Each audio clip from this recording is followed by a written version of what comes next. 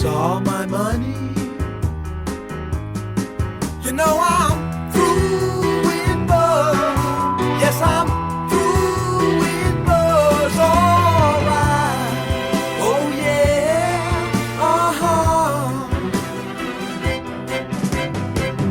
It's not very funny. It is the 4th of July, and we have 3 Canadians here and 1 American, and we are Mystery Titans Theater. This is the Frightful Four. I am Travis Voloshin, and I am thrilled as always to be joined by the one. He's still a proud American. He's not, might not be that proud of the way things are right now, but he's our buddy. He's your buddy, and he's my buddy. He's Johnny Hedgepeth. Johnny, how are you? Well, much like the late George M. Cohan was described, I am the entire country stuffed into one pair of pants. Perfect. Hey, your Florida showing. All right, Kelly T. Nelson is here as well. He is the chief. Oh, my Florida's out already, baby. Ken Burns of wrestling and the third brainbuster. Kelly, what's up? I've got like a quarter, maybe not a quarter American in me, but that's where the Nelson came from. My dad's dad was born and raised in Minnesota. So, Larry Nelson, exactly, of the AWA fame, which we're about to see. So God bless America. And the pace spot beat the Edmontonian, the guy whose hockey team came up just short and whose best player is going to consider things and think about his family first, which was the best news as a Flames fan we could get. Your friend and mine, James Hamilton. James, how you doing, buddy? Happy to be here. Let's go. Yeah, man. I seriously, I no offense to all of our great guests, but this is my favorite foursome for sure. I can't wait. And this is Kelly. You put together the playlist. What are we starting with here? I'm going to turn it down a little bit. Well, this was a late edition. I was inspired by something that popped up on my YouTube this morning. And I thought the playlist needed a bit more Americana, so here we go. The American Eagles, USWA, I believe late Johnny, sit down, Johnny. You don't have to salute Johnny. Come on. Yeah. And of course, dude, it's wiping tears away. You can't see it, but Florida's saluting right now. I'm tickling the keys. I'm gonna rip them hoods off them faces. I'm gonna You guys, regular, God, give me a pianist. Give me a famous pianist. This guy's a regular Glenn Gould over here. Regular Glenn Gould over here, but he's Canadian. Okay, yeah. Like I go with Liberace. Yeah. American Eagles are gonna be going. The Blue Knight. This is like what year is this again, Kelly? I think 1992. Yeah, Wow. these are the dying days of Memphis. Yeah, I mean 92 had the big Moondogs versus Lawler and Jarrett feud, which was kind of like the last big one for Memphis. So the American Eagles are 2 wrestlers we've encountered before. See if you guys can guess their identities. The Nightmares. That's 50% correct. Apparently, So Danny Davis is one of them. Danny Davis is one. Yeah. You can tell it's 1992 because they shot this with a Game Boy camera. Yeah, I was wondering if this was my lag or this was the quality. No, this is piss poor footage quality. I was like, There's man, the my Blue new Knight laptop. dressed I'm like, in wait, black. my new laptop. Oh, I actually just did get an alert that makes my shit slow down. So hold on. That from your doctor, you mean? Yeah. Yes, I'm talking about my pacemaker. A special phone call. My shit slowed down, Doc. Oh, there's no problem with that. It's like a machine gun. Moose says he likes Liberace's sister, Mariachi. That's a good joke. You know what? I had to give credit where credit's due. That's not bad. My great grandmother adored Liberace. She would I watch remember him on you've told the story about I've told the story, not wanting to know that yet. Well, yeah, well, I was a kid, and she's like, "Oh, Liberace, he never found the right woman. It's so sad." And I was like, well, I'm like, Mama, you know he's. And my Uncle George grabbed me by the scruff and dragged me into the other room. He's like, "You never ever tell her that, okay? It will break her heart." Oh, Grandma, you know he's a foul. He's a fine piano player. Backbreaker. Yeah. Tags on the other American Eagle. Well, these guys tagged Like I knew Liberace was gay before I really understood what gay was. American Eagles. You just thought it was something. You just thought it was something you did with the fellas under the monkey bars. As my yeah. as my father-in-law would say, he has a hint of mint. Yes, you have said that. You've used that before. I like that. Oh boy, they look good. So who is the other guy? Anybody else got a No, guess? no guesses. Memphis. I'm too tired. Who is Jerry it? Lawler. Short. He's short. It's Jerry Memphis. Lawler? Is it Jerry Lawler? Okay, Short in Memphis in '92. Or is Well, it Bill not Dundee? necessarily. Bill Dundee. There you go, Bill Dundee. Yeah. It's hold on a Proud second. American. I don't know. That's the info I have. I'm Hilarious. struggling Why to would- see a Bill Dundee here, though. Why would Bill Dundee do that? I don't know. Danny Davis wears a mask. Yeah, Unless it was yeah. part of a storyline. Yeah, I think it is. I think it's the typical, like, maybe a loser leaves town, come back under mask type I angle. don't know. Right. But I That don't doesn't know. that doesn't seem like Dundee to me right there. Oh. Even with this Definitely footage. short. Having trouble with Well, Let it's me see Memphis. what I Everyone's can- short. Let me see what I can dig up here. Hey, Travis and Kelly, I'm sharing in the chat a match I had in my back pocket. You might want to consider. Okay. For Patreon. noise in the USWA. They work very well together as a team, and Eddie Marlin is right. Still getting mileage out of Born in the USA in 1992. Go Oh, ahead. That's fun. That's even more bunkers. Yeah. Hilarious. I love that. I don't know if you guys know this. Do you know we had to have that argument again in this country? Out of nowhere. Oh, really? Yeah, they were using when Bruce said what he did. He's like, "Oh, Mr. Born in the USA, now he doesn't like America," and it was like, "Are we really having this He conversation?" didn't. Yeah, that's right. He didn't like it when he. No. he The funniest thing is like I used to like Rage Against the Machine until they became political. Examples as well. Hey, Denise Wheels in the house. Hey, I'm calling- Denise, how you doing? She's calling fake. She's fake news all capped on Bill Dundee. Yeah, I agree. She couldn't resist. Isn't I know Bill Dundee? Is not Bill Dundee? No, okay, now I'm looking at where it says they were known as Liberty and Justice, and it Oh, was Jesus. the Nightmares. But I don't It know was- where it had to be the I- Nightmares, I yeah. know, but it went Oh, earlier. this is Lawler's son, right? Oh yeah, Yeah. it's Brian Christopher. He Brian was Christopher. he was- R.I.P. okay. He was great at this time too. He was such a great heel. You see a lot of his dad in him for sure. Didn't he have a face- thing in WWF? Wasn't he like a Oh yeah. Oh, yeah. break dancer or something? Yeah. Well, no, Well- he was in Too Cool. They Too- were Too cool. Right. They That's got over. right. They got over big time. Yeah. Originally, it was when they were trying to do a light heavyweight division. He was one of the Yeah. top, but that didn't get over. What are you downloading on Steam there, Moose? Where did I see this? Dundee. came out here. Oh, you made Danny Davis leave town. Now I don't have anybody to tell me. Oh, how see, good here it we is. go. What I'ma He's do is explaining go and the whole Uh, loser leaves town thing. My one sour of the night from our You friends won at the Phillips match, Brewery, but the we saw Dino the Sour way you Berry did it with Lemonade. Jeff Gaylord How was that? himself. Gaylord I'm coming about in to find and out. interfering is the only It's only reason you're 4.7%, so I here, like that. and Keeping it not light out of tonight. town somewhere. Don't sit there and lie. It's light like for I'm Canadian beer. Right. Don't lie to all these people. I think Dundee was under the mask. It sounds like they had a like That you different come out here and try to lie and say that we guest cheat. American Well, Eagles, it was kind of like the Tommy. Machines, and I think Dundee was one of them. Very nice. I like the berry I told lemonade. him, hey, just stay home because I don't want any fines. I don't want him having any reason to try to suspend me.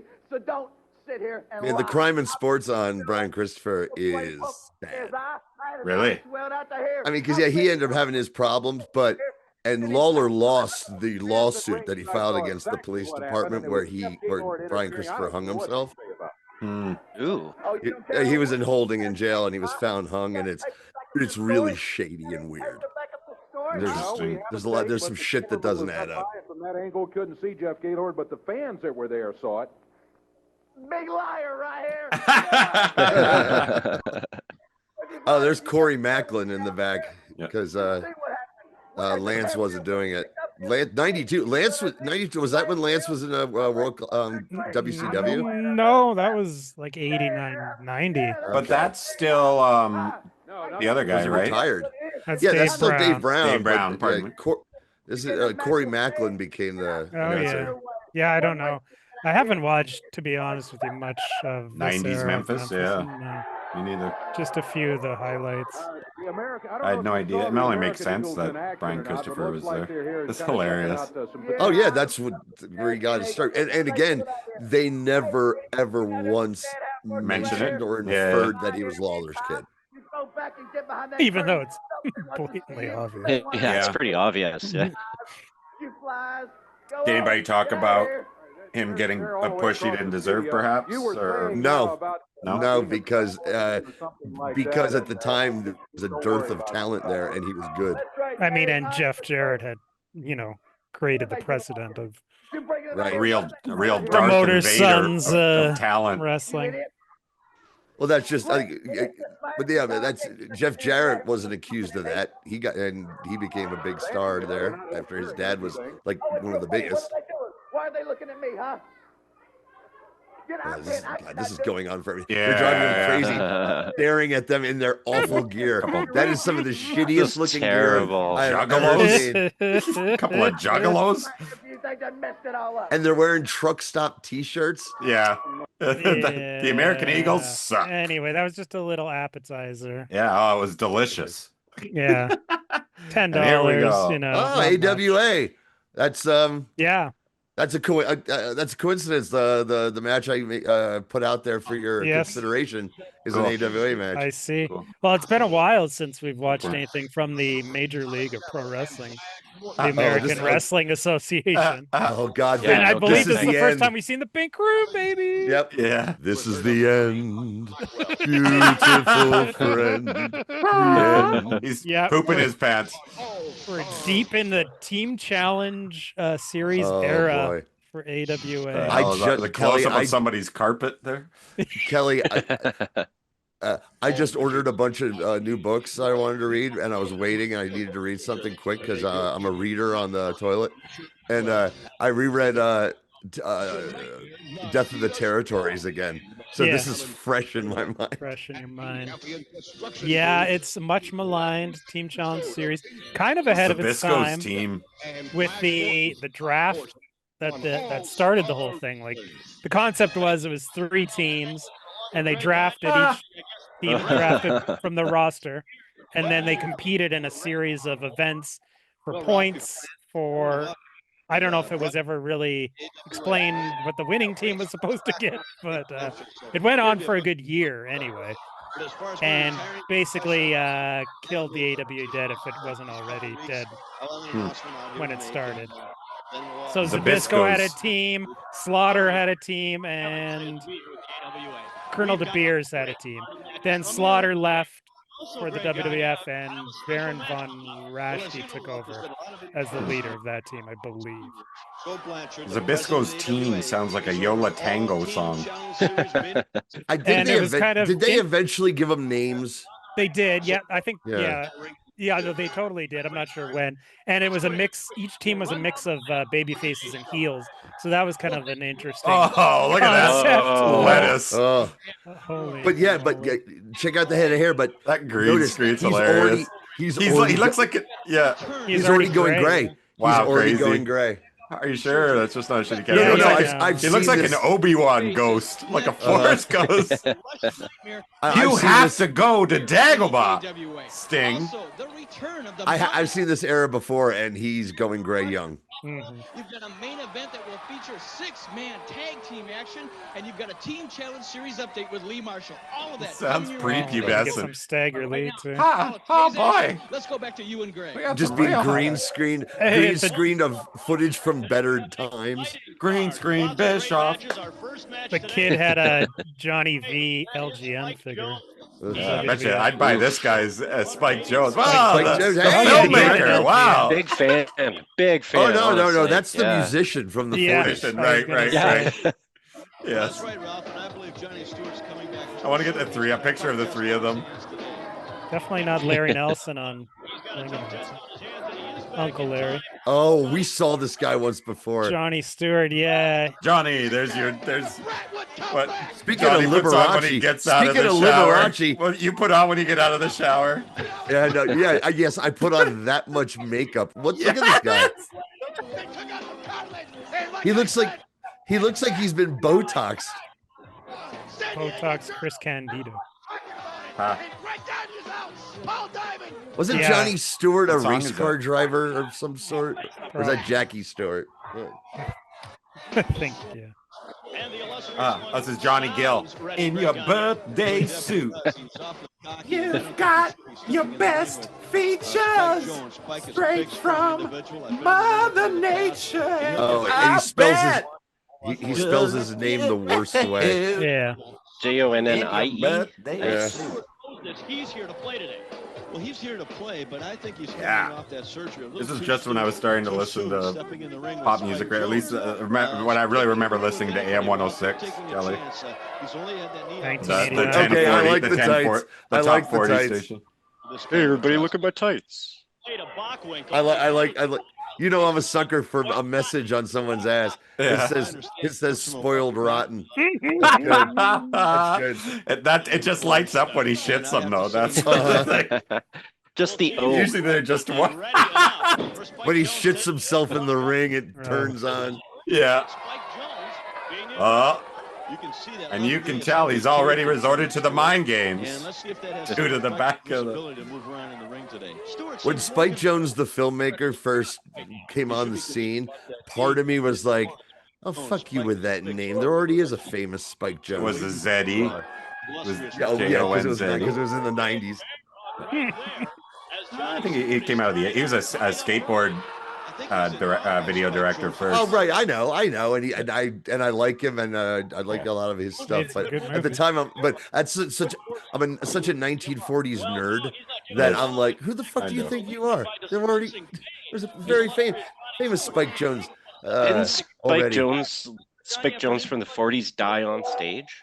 I don't think so, but I'll look it up. But his hit song, their hit song during World War II was that Heil, Heil right into Führer's face. They were like spoofed in a Dick Tracy strip, and he was called Spike Dyke. Spike Dyke? Yeah. Wow. I've met a few of them. You went home with a few of them. Completely platonic, given the fact, Well, you wanted to get spiked, though. And they were more than willing to oblige. Well, I mean, that's because they were nice. Yes. They're friendly. Reminds me of a weasel. Looks like he's trying to set up Bobby Heenan. The better days, the glory days. Not a lot of hops on Spike there. Yeah, he doesn't get a lot of height. No. Kelly, Pete, and I got fascinated by the dying days of the AWA footage that was coming out on the network. Super Clash 4. Yeah, that's even the later greatest. The greatest, and it's the fact that I can't get it on YouTube for us to do for this show. The cereal wars. Oh yeah. It's got to be out there. We can find it. If someone could find the AWA cereal wars with the motivational speakers in between the matches, so funny. Yeah. If anything should have been saved. That's like it wasn't supposed to happen. I'm hoping it was a planned bump, because that. Yeah, me too, because it looked great. Yeah. Total wipeout. Yeah, I love that. But then Jones sells that knee like that, makes me think no. So other Spike Jonze hits are "Never Hit Your Grandma with a Shovel," "Horsey, Keep Your Tail Up," "Wyatt Earp Makes Me Burp." No, he was Spike Jonze and his orchestra were like ahead of their. They were like ahead of their time. It was like they were making music with pots and pans along with the Big Bang stuff, and there was sound effects, stuff. Like, and they did a lot. They were actually really avant-garde while being silly. Johnny Stewart is back at 100%, and I'm sure Knee to the gut as a finisher. Yeah, definitely unique. Oh, even that looks bad. Look how bad this looks. Trademark. You can't steal this awesome. This is the back of the bubblegum cards that here also we go. nobody bought. Oh no! It is Baron Zabisco. Baron Slaughter. No, Zabisco. Right, Slaughter leaves into Beers replaces Moose letting us know in the chat that Serial Wars is on WWE Vault. Jerry Crusher Blackwell. And if you'd like to keep up to Oh, it is? Yeah. The YouTube. Okay. Think they'll let us use it, or we'll do it for a Patreon? We've used WWE Vault before, and they haven't shut us down. Then that's coming up in the future. That's awesome. In our second match. Someone's got to Moose. Do us a favor. Send us the link because I'm. He did. It's in the chat. It's in the chat. Okay, thanks. I'm such an old man when it comes to trying to search the internet. Who's that? Doug what? A pretty boy, Doug Summers, who's very, very good and the epitome of. Okay, when I saw him first when I was 15. Rod Stewart. When I saw him first when I was 15, I was like, this guy sucks. Look at his body. Look at his face. He looks awful. And that was the point, because he's actually really talented and looks like this and calls himself the pretty boy. Back off! By Johnny Valiant. That's why. Oh, wow. Oh, cool. Doesn't speak a lick of English. Their big acquisition. Oh, at this point he does. Oh, does he?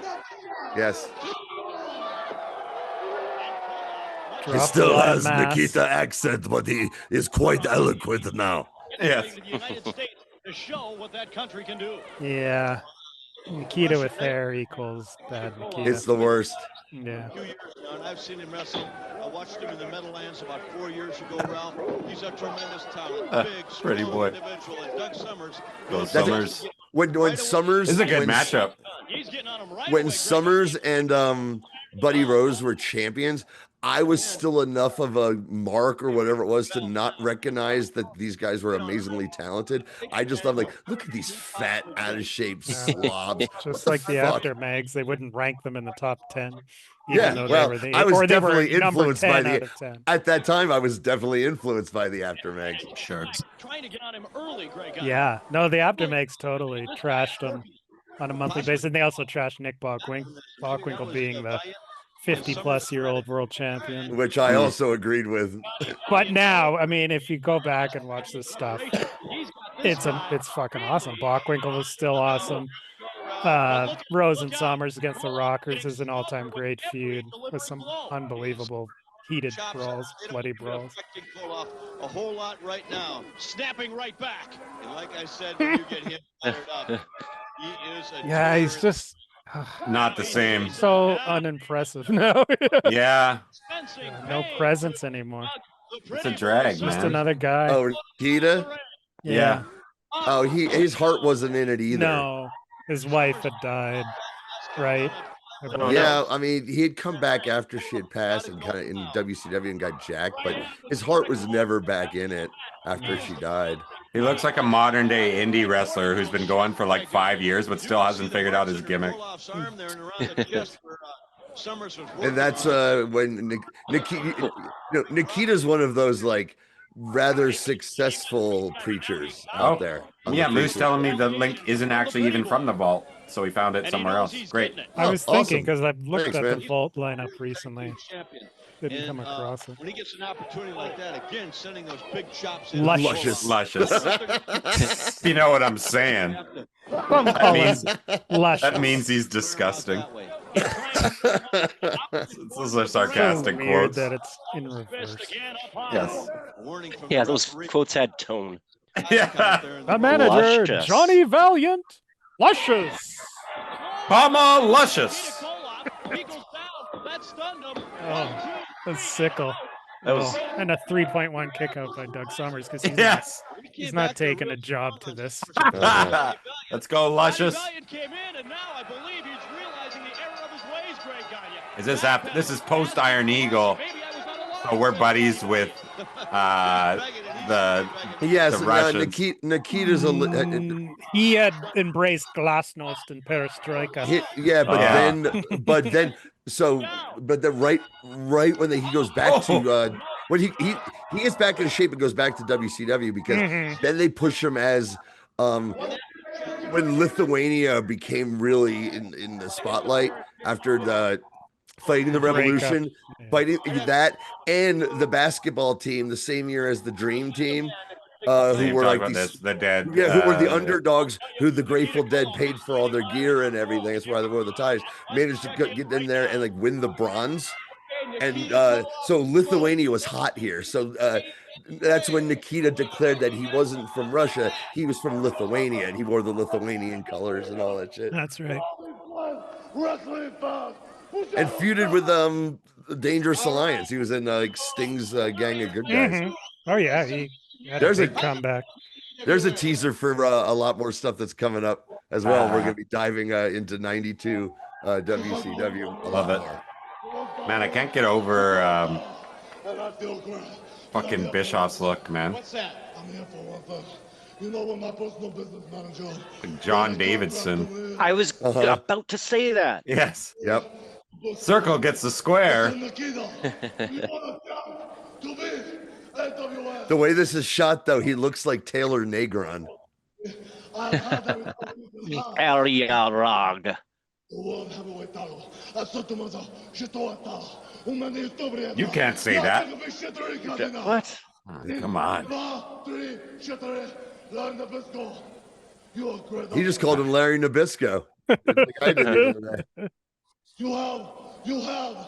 I'm cheering for Zabisco's team.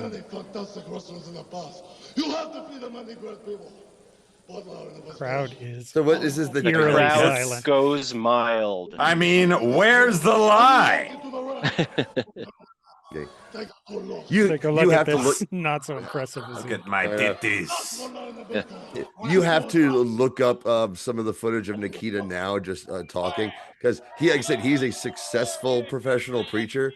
So he's amazingly well spoken and eloquent, but you try to pick up on the phoniness of he's a good preacher. Larry Land. Larry Land. Get that on the shirt. It looks like he got that made at a fucking peony airbrush. Merged from the colors. He came out of Larry Land. Electric Larry Land. Early title. I know that's a title of an album or something. Yes. Oh, it's Jimi Hendrix. No, Larry Land. Oh, well, yeah. Electric Larry. It's the name of the Yola Tango episode or album. We got to get that shirt, you guys, the four of us. Larry Land. World Heavyweight Champion. This was the Team Challenge series. Yeah. Butthole Surfers. And Scott the Flash Norton and the stupid trooper. And they're going to teach him Jesus. Stupid. Is he the champ at this time? That is what that belt is around his waist. But I mean, like, I didn't know if it was. They didn't have really a second. And he's also the son-in-law because he was married to Vern's daughter. Cut away from Greg there, PDQ. Yeah. Too many guys had left while holding the strap in recent history in AWA. So give it to your son-in-law. Everything I told you was true from a certain point of view. He's an Obi-Wan ghost. Oh! This feels like the Stampede. The Stampede just started today, you guys. Yeehaw. That drop kick. Yeah. Oh, I thought this was Thank God I'm a Country Boy. Stone Mountain. Georgia. Okay.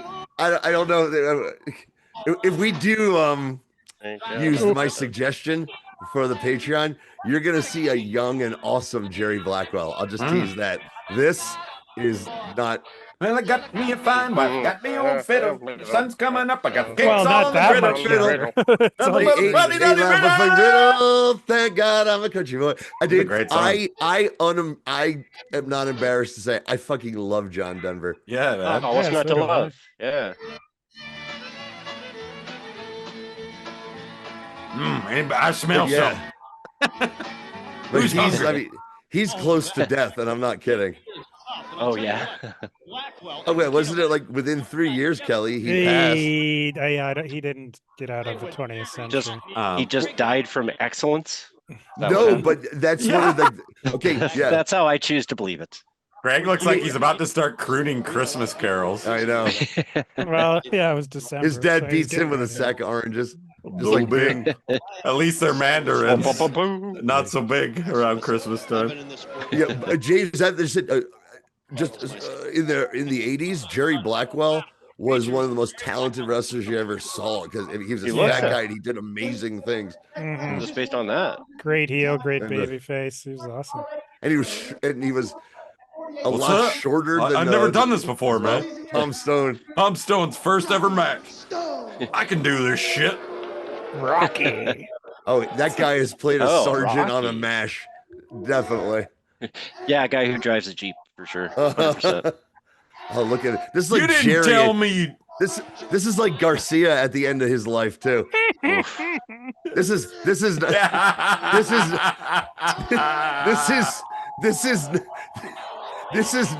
summer '95 Jerry. Blackwell makes his return to the ring. Yeah, he's 432. Yeah, that's probably about the moon from Stone Moon. The MT from Stone MT. So dumb. No wonder the AWA folded. Clueless fucking promotion at the end. And I love Prime AWA. I know, buddy. I know. It's just a fucking shit show. That's Scott Ledoux, the troubleshooting referee. He's still there. Yeah. He's just a referee now, no longer troubleshooting. There's not a lot of trouble to shoot for. Just a regular ref. Oh, AWA. They outsource. They outsource all their troubleshooting. It's all call centers we can't in India afford now. Troubleshooting. The wage of a troubleshooting ref is too much. You just have to be a regular ref. Demoted. They're all like cubicles. AWA, what is AWA? My name is Sam Smith. How can I help you? I was so close to doing the accent. I know we all were. Oh boy, we've all learned from Hank Azaria. Yeah. Well, I mean, Blackwell's a big guy. How do you attack it, Greg Gagne? How can you beat a guy like Blackwell? Well, one way you don't do it is by hitting Blackwell in the head. Or that's Trump's going to get us back. He's going to get us back them jobs. So when you call, you're going to get a good old boy. You're getting some dumb. You're going to get some dumb good. Cut is the troubleshooting ref. Yeah, you're going to get some dumb good old boy who you still don't understand. What? Object there. And now Blackwell delivering a shoulder up, putting him into the corner. So did he have a gimmick other than being a big guy? Not really. He was a he was a Sheik at one point. Oh yeah, he was a Sheik. Him and Mucko would have got along then. No, him and Ken Patera were American. Him and Ken Patera were Americans who sold. Him and Patera were Americans who sold out. Damn, that took a year off his life right there, man. Not a 3 count. But not a 3 count. But again, James Blackwell would fly around the ring in the 80s. Oh, sure. I mean, he's still not bad here, really. Not bad. No. But I don't think that felt good, that drop kick at all. But yeah, Blackwell and Ken Patera as the Sheiks it's a really fun gimmick. They're great. Great heel heat. Two awesome guys. One's a specimen and one's a big fat smelly redneck. And they wear the full gear and all that. Blackwell and who? Ken Patera. Ken Patera and Blackwell. They were the early Sheiks 80s in the AWA. Managed by Sheik Adnan Al-Pacey. And okay, so the death of Blackwell led to one of the biggest sleazy things that I fell for. That got Dave Meltzer's most disgusting tactic on the WCW. Mean Gene for his hotline. He's like, I ain't gonna shake your hand. He's like, call 1-900-909-9900 to find out about a former world champion who died. And there was there was insinuation that it was Flair. Jesus He was gone. And tons of people, including myself, and I was in my 20s and married. and asked for permission. I was like, I think Ric Flair died.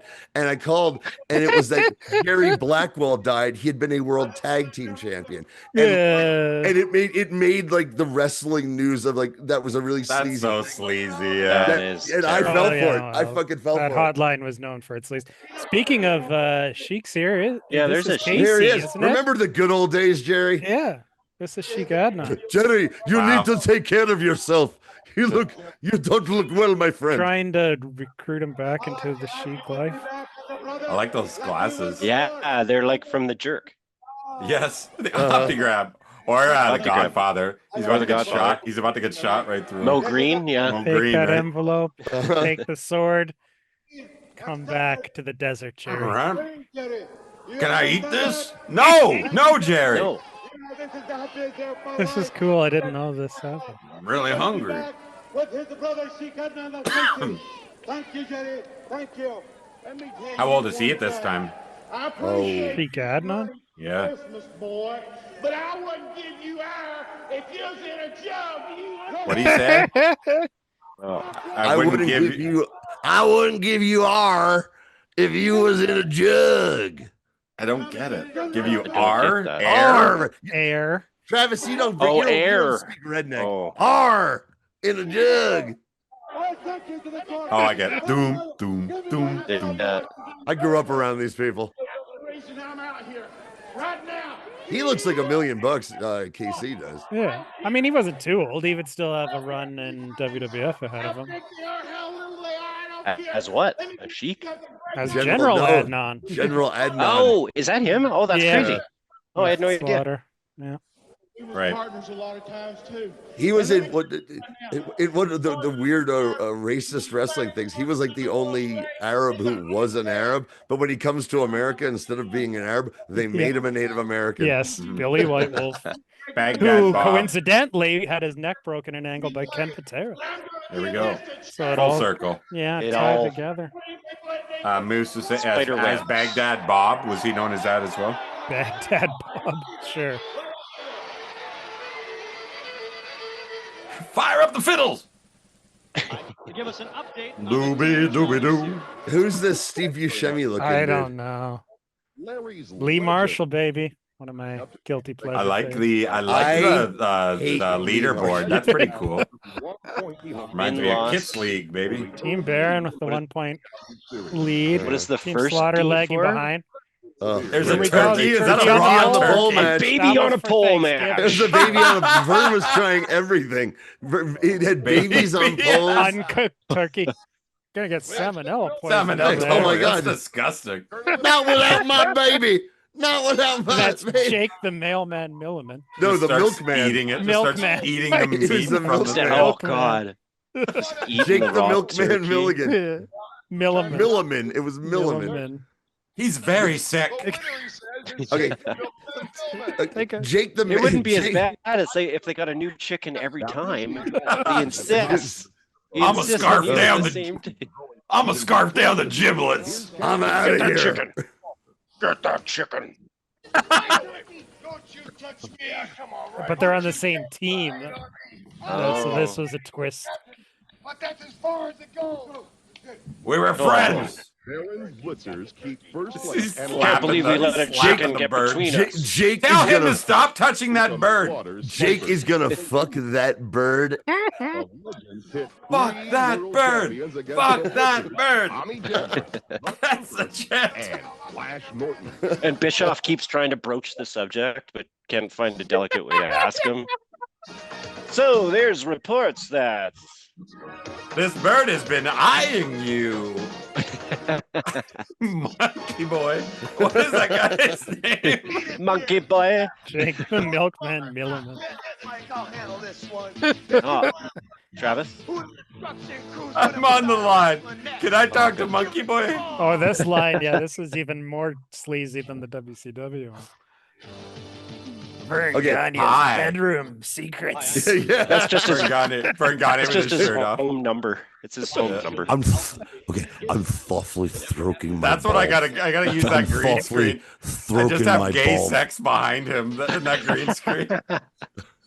Things are heating up over here at this lemon party. I'll tell you how Just I dicks. fuck You just need to Vern's put daughter. dicks in there, Travis. Dick Slater. Remind me, guys. Dick Slater. Dick Slater. Oh, yeah, Dick Slater, the wrestler. Oh, shit. This week's All-Star Wrestling. Call me, Eric Bischoff. That hair is so No. fucking bizarre. It's crazy. Like a chinchilla. Welcome back, Ralph Strandis with Greg Gagne. No, just put in the scenes of the gay steel mill from that Simpsons. The Simpsons, yeah. Let's take another look at that match. That guy looks like an annoying neighbor. Commentator on an 80s sitcom. Okay, so here's some of the names they eventually came up with: Sarge's Snipers, Larry's Legends, and Baron's Blitzers. And that, we're Blitzers. just Too witnessing the soon. end of Greg Gagne's in-ring career. That hurt me just watching Really? it. Well, that's Yeah, why I like- that was a few months before that. And the man who splashed him was the future Yokozuna, Yeah. Oh, wow. Crazy. Oh. Coquina Maximus. Amazing. Coquina Maximus? Yeah, That's that's who he was known as. That's in a name of GWA. my. That's better than Yokozuna. Who was bragging to Sheik earlier on today's Moose says program. it's Steve from Married with Children. That guy. For you here, Jerry. Okay. This is a present of promotion. I actually, that's when I lost interest in Married with Children after Steve left. When And, Dark. and Who is that actor? Ted McGinley, the Wait, guy who always, Jefferson. Yeah, Ted McGinley. Yeah, the guy who always replaces somebody. That's like that's what he does. Jerry Black will not He replaced exceed Richie on Happy Days. He's a relief pitcher, teaming baby. back up with him. Uh-huh. As Jerry And he's Gagne apparently a really nice guy too. Sure. And some of the stuff, and some Oh, of the he's stuff in that like, show, Shrinking. in the ring. He's in the new show, Yeah. Shrinking. oh, he's in that show. Okay. Yeah, he's really funny. But I'll make that decision, and I'll make it in a couple. And what's funny is people was like, "Oh yeah, he's the guy who comes on the show when people say it doesn't get And then it good." but then the dies. show- no, Yeah. but then the show lasts forever. He was on Married Right. with Children forever. He was on More Love than Boat more than forever. Steve. More than Steve. Yeah. Yeah, and Love Boat forever. And Here's the performance of Brigadoon. uh-huh. Gene Kelly and Van Johnson are about to just go tap dancing by. But Gene Kelly will be in anything. I saw him in Viva Knievel, that Evil Knievel movie. I couldn't believe my eyes. Knievel. I couldn't believe my eyes that Gene Kelly was in this movie. I don't think I've ever seen that, actually. No, that's Hey, the one Jim- that I mean, was it's just- Evil Knievel was actually in that one. Oh, he was as an actor and playing Right. himself, and they took on a drug cartel. Yeah, no, I've never seen that. This is It's- so bizarre. This room. Did he play somebody else, or No, I no, mean, like, he's- his name? Oh, okay. No, he's Evil Knievel As Evil Knievel. as Evil Knievel, and Fighting crime. Gene Kelly. Well, not fighting crime. They get wrapped up in it, and Oh, I see. he's traveling the world being Evil Knievel, and his mechanic is Gene Kelly, who's an alcoholic, and Not far off. And Red Buttons appears as his manager for one scene, and then Gene Kelly's estranged 10-year-old son shows up at their doorstep or truck step at a stop and to spend the summer with them. And Gene Kelly is clearly old enough to be this kid's grandfather, probably. He's got a 10-year-old son. And then the adventure ensues. And there's a sexy female reporter, and Evil Knievel acts, and lots of character actors who you've seen in a million things. Oh no, what's his name? The principal from Animal House, I think, is the heavy. Oh, Dean Wormer? Oh, that's cool. yeah. It's only available for free on the version on Riff Tracks, so they're making jokes over it. Funny. So, Oh, okay. Interesting. I'll have to find it. Why are there so many? it's hilarious. There's so many cops here. Hey, Sully, Oh, do no, you no. understand why there are no audience members and it's just a bunch of us? Yeah, I don't know about it, pal, but I tell you what, I feel like dancing all of a sudden. Hey, do too. I also kind of feel like we're gonna have to eat a cookie eventually at the end. The way we're in a circle here, it's like some sort of initiation. And the story they behind didn't the get- pink room is that Hold on. Did somebody get you again with the ookie cookie? This is like the fifth time. This is like the fifth time. I'm starting to Again think with you the like ookie it. cookie. I'm just trying to give you a heads up that we know what you're in for. And if you should, quote unquote, lose, if you need someone to finish that cookie off, I'm your man. I'll keep you in mind, pal. Okay, is the cop skit over? Good. Never. So the pink room, the reason they had wrestling here was because, of course, they couldn't draw shit anymore. But the excuse they gave on TV was they had to hold it here because the matches were just too dangerous to be held in front of a live crowd. That's funny. So that's why there's all the cops. Yes. Hilarious. I know, they committed to the... Because it's so fucking sketchy. That's Scott Norton in the ring right now. He'd be in the Right. WCW I recognized him, yeah. in the 90s. And the Trooper is the future Patriot, Del Wilkes, the man who's on the apron. Oh, cool. Oh, and this is the Beverly Brothers. The Beverly Brothers. Yes, the future Beverly Brothers, the Destruction Crew. Who were like the last cool thing that the AWA did. All I have to do is dream. Dream, dream, dream. Oh, the Beverly Brothers. Okay. No, if they should have ripped off the Everly Brothers, and they should have been a brother tag team who hated each other. But they had to still be a team because it was the only way they were. Oh, that would have been cool. That white sign on the back there is the cheapest looking thing ever, and this whole endeavor would be better if that sign wasn't there. Oh, you know, somebody worked really hard on it. Yeah, like one of the wrestlers. I bet you it was Jerry Lawler. I bet you it was Jerry Lawler. Yes. Oh, how dare you, sir? He had long gotten away from this. Oh, really? It was a favor. They kept it. Yeah. Oh yeah, of course. I don't know. I was still thinking it was Memphis for some reason. That was an arm drag that went, I think, about 6 feet over the. Yeah, I think I know the reason why you think this is Memphis. Because when you hit the mat, really hurts. Because we opened with the USWA. That's what well, no, I know you announced what you were drinking, but I'm assuming that there's a guy. What strain are you using up there? Oh, he's casting dispersions. Pedro's Sweet. It's the best deal in town, actually. It's a 10-pack for $22. Oh, I have one. I have one. Same deal, $22 for a 10-pack, and they are called Strawberry Cough, and they actually are. It's amazing. Yeah. I'm currently using my favorite Wild's Raspberry Sativa Gummies. Oh goodness, they're tasty.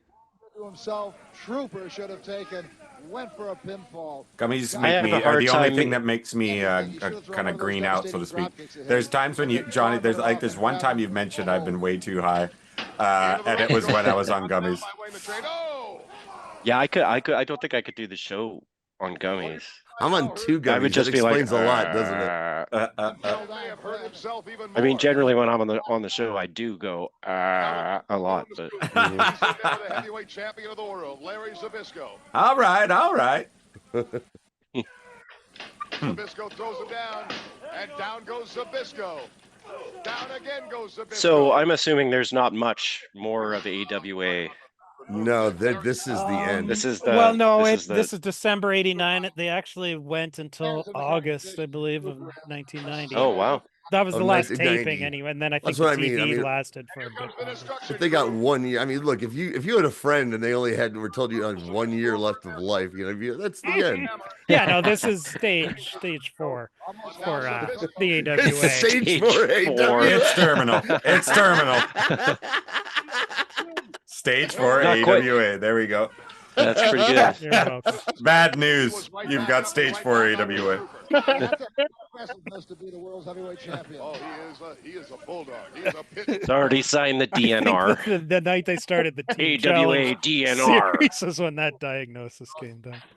Hilarious. Between you and Larry Zbyszko as well. Same.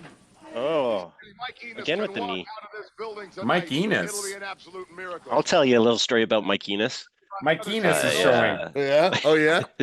I got a kink Please. in it. Hey, okay, tell me. Holiday. Okay, hold on. Tell me slow. Strong man, you got two of the strongest men in the world. I got a kink in it. Ooh. Yeah. Right into the lights. You pad that out a little bit, buddy, and you can have your own 1-900 line. Yeah. I mean, Wayne Bloom's in another zip code. He doesn't know where he is. Do you think that you could sell toe fungus on OnlyFans? I'm Only one way to Asking find for a out. friend. Asking for a friend. I just... He just staggered right into his corner. You know, Nick, a lot of Jammer taking him over a to his lot of corner. people Keep the momentum on your side. They talk about Tommy Jammer as the potential rookie of the year, and that was real. You know what? Make some of those annoying kind of ads that you get on your YouTube feed of some like dude bro telling you about something of you talking about the benefits of toe fungus in your diet and shit. And we can tie it in. We can splice them into all of the future MTGs. Moose just said there's a lid for every pot. That's true. Probably 6 of the best That's code for Thanks, Moose Moose. saying he is interested. Yes, come on. Well, I am willing to listen to your. I want to invest in your endeavor, sir. We got one. That's all it takes. Okay, I knew I'd heard it before. Larry Land is a Butthole Surfers album. Oh, there you go. Yeah, that's what Moose was saying. Okay. Able to get over to his own corner, and now Bloom, he's laughing. He thinks he's got Jammer compromised, and he might. Bloom wants to take him directly back. Here comes Johnny Valiant. Oh, look at all that. That's so silly. It is. I remember when parents were just outraged at just the name the Butthole Surfers. There's these bands out there called like the Butthole Surfers. Right. And then if you listen to the music, you'd be just like, well, it's not as very crazy as you think it is. It's kind of dorky. Yeah, it's actually kind of dorky. It's fun. They're being silly. Yeah, they're being silly. The living legend, the heavyweight champion, Larry Zbyszko, and he's going to front Chancery now on Tommy Jammer, picking him up for the body slam. Down goes Jammer. I remember explaining to my grandparents who the new pornographers were. It's funny. Well, they're not like your Pyros. old pornographers. Yeah. Porno for Pyros is one of my parents kind of like, what is this that you just bought? Well, Zbyszko has My oldest friend Rob was wearing a Judas Priest t-shirt at some family thing, and his aunt was there, and his aunt's a nun, and she got fucking mad at him. Hilarious. That's why Moose is asking Johnny. You're a couple of years older than him. How bad was the D&D panic that you can remember? Okay. I remember it being a thing because my mom not only saw that 60 Minutes about it, Right. I think my mom did too. And we had watched that Tom Hanks vehicle, Mazes and Monsters, as well. And my mom got concerned about it for like a half an hour. And I just had to be like, we're not doing anything. We're just having fun and everything. And then she just found other things to worry about. And it allowed me and my friends to hang out and play D&D. Who pins Zbyszko? Who pins Zbyszko there? Ha. Yeah. Strap the rocket to his back. Yeah, well, he was pushed, pretty hard. In Who is the trooper? Stage 4. The Patriot. I said that earlier. Stage 4 push. Here we go. Watch. What's that? The Patriot. You remember the Patriot? Okay. Yeah, of course. Cool. The shoulders and the head. Horrible crossbody. Yeah. I know Brett always had so many good things to say about the Patriot. The other one doesn't know which way to go. Now they're meeting their competition. Scott, this guy's going over here. This guy's going over there. Nobody knows. The Patriot was okay. Not Mr. Yeah. He wasn't. Yeah. That's great. about it. Yeah, I don't know. It was like a real kind of flash, and he was gone kind of thing from New York. Anyways. Points for the team of Baron von Raschke. Scott Norton, you've joined the team. Derek Dukes, he was suspended. They pulled the wild card. This is so silly. Holy shit. I didn't even recognize him. That's crazy. And the entire concept with the mismatched teams and we're going to get points is the worst kind of overthinking in wrestling shit that I hate. You're like, well, this team is this, and if they get this, then they get points. Right. I was like, what the fuck are you doing? I don't want to have to pay that much attention to this statistical nonsense. And it only would get worse and weirder in 1990 where they had wrestlers wearing football gear in matches. And Oh, stuff. really? Yeah. Hilarious. Vince I can did see that why a he couple wore a times, mask. once for spite. Greg was or Vern was inspired by the Laugh Olympics. Yeah, I think he was. Which, I mean, oh yeah, well, yeah, hey, of course. Well, that was an dude, awesome cartoon. I mean, you're either look. Okay, let me ask you guys: who are you down with? The Yogi Mob Hill Yahoois? Gang. Mob Hill Gang. No. No, they had Okay. Hill Gang. They weren't in the. You're thinking of they a were different. in. You're thinking I'm of the thinking earlier of one. Laugh Olympics. I'm Laugh thinking of Olympics. Laugh There were 3 Olympics. teams. Wacky Races Yogi was the- Yahoois. Yeah, Wacky that's what Races. you're thinking of. Okay, I'm thinking of Yogi Yahoois, the the Scooby Yogi Doo. Yahoois, the Scooby Doobies, and the Really Rottens. Yeah. I was a really rotten man. Sure. Whoever I just Captain wanted them to Caveman win. Was, I remember they won. I saw them win once. I remember once there was a story. The one time they went to Canada on the Laugh Olympics, it's like, and now we're off to freezing Canada. in And it was July. And it was all like dog sled races and stuff. And I was They like, what did- the fuck? I was like, I remember even at like that, I was in single digits. I was like, fuck you, Laugh Olympics. Laugh Olympics, Iron Mike Sharp. Yeah. No No kidding. respect for our great country up here.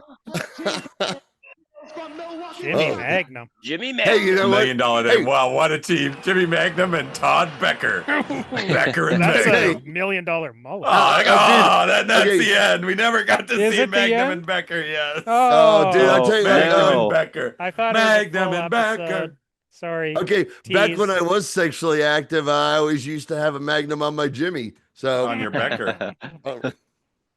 Total tease.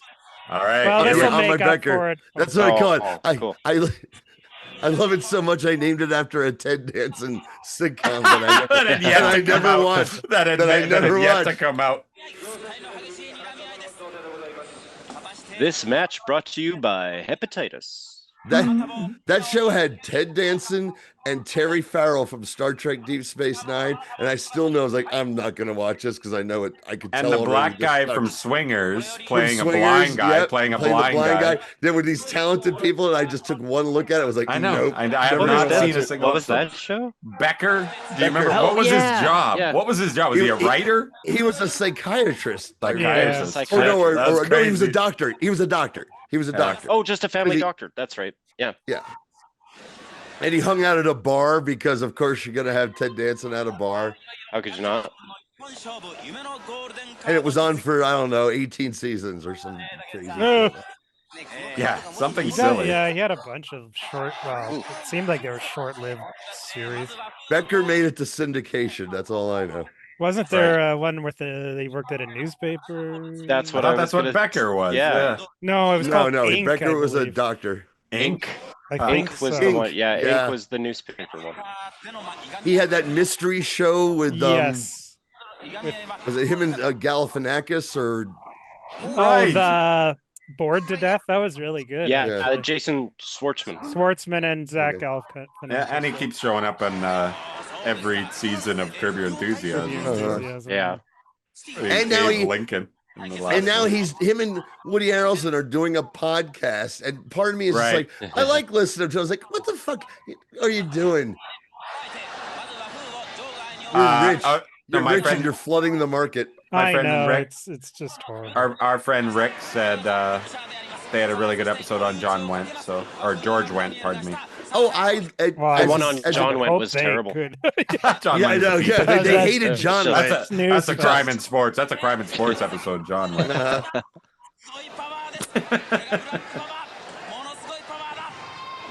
Oh, here we All go. right, what's the date here with Abby? December of '79 Wow. for the age. I love when we dip no, into that the says 70s. 80 right there. I mean, Abby's still alive. Wahoo's long I know. departed from this. Yeah. Holy plane. shit. But I couldn't resist. Like the thumbnail for this was both of them with crimson masks, so I was like, it's gotta Yeah, be I've never at seen it. least halfway Me decent. neither. Yeah. Yeah. Great job. I mean, Wahoo was fucking awesome in his prime. This maybe wasn't even his prime anymore, but he was still fucking The awesome. Tomahawk Oh, Chop. that's just it. Wahoo had such a long career that Most of was it is not even on as tape. even as an old man, he was still really good. Yeah. like he was legendary in so many territories in the South. Stuff that we don't have, like his feud with Johnny Valentine in '74. There's nothing other than like a couple garbage tape things, but that was supposed to be so killer.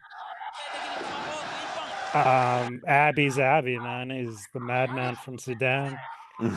Is I'm trying to maybe you guys can point out others, but how many other guys had a career in a professional sport like Wahoo did that was of at least some significance to where people was like, oh, we know who that guy is, you know, playing for the Jets, legit star in the AFL in the '60s, a legit star who then also became a top star in wrestling. Star. Yeah, well, at the same time, Ernie Ladd made the same transition. Yeah.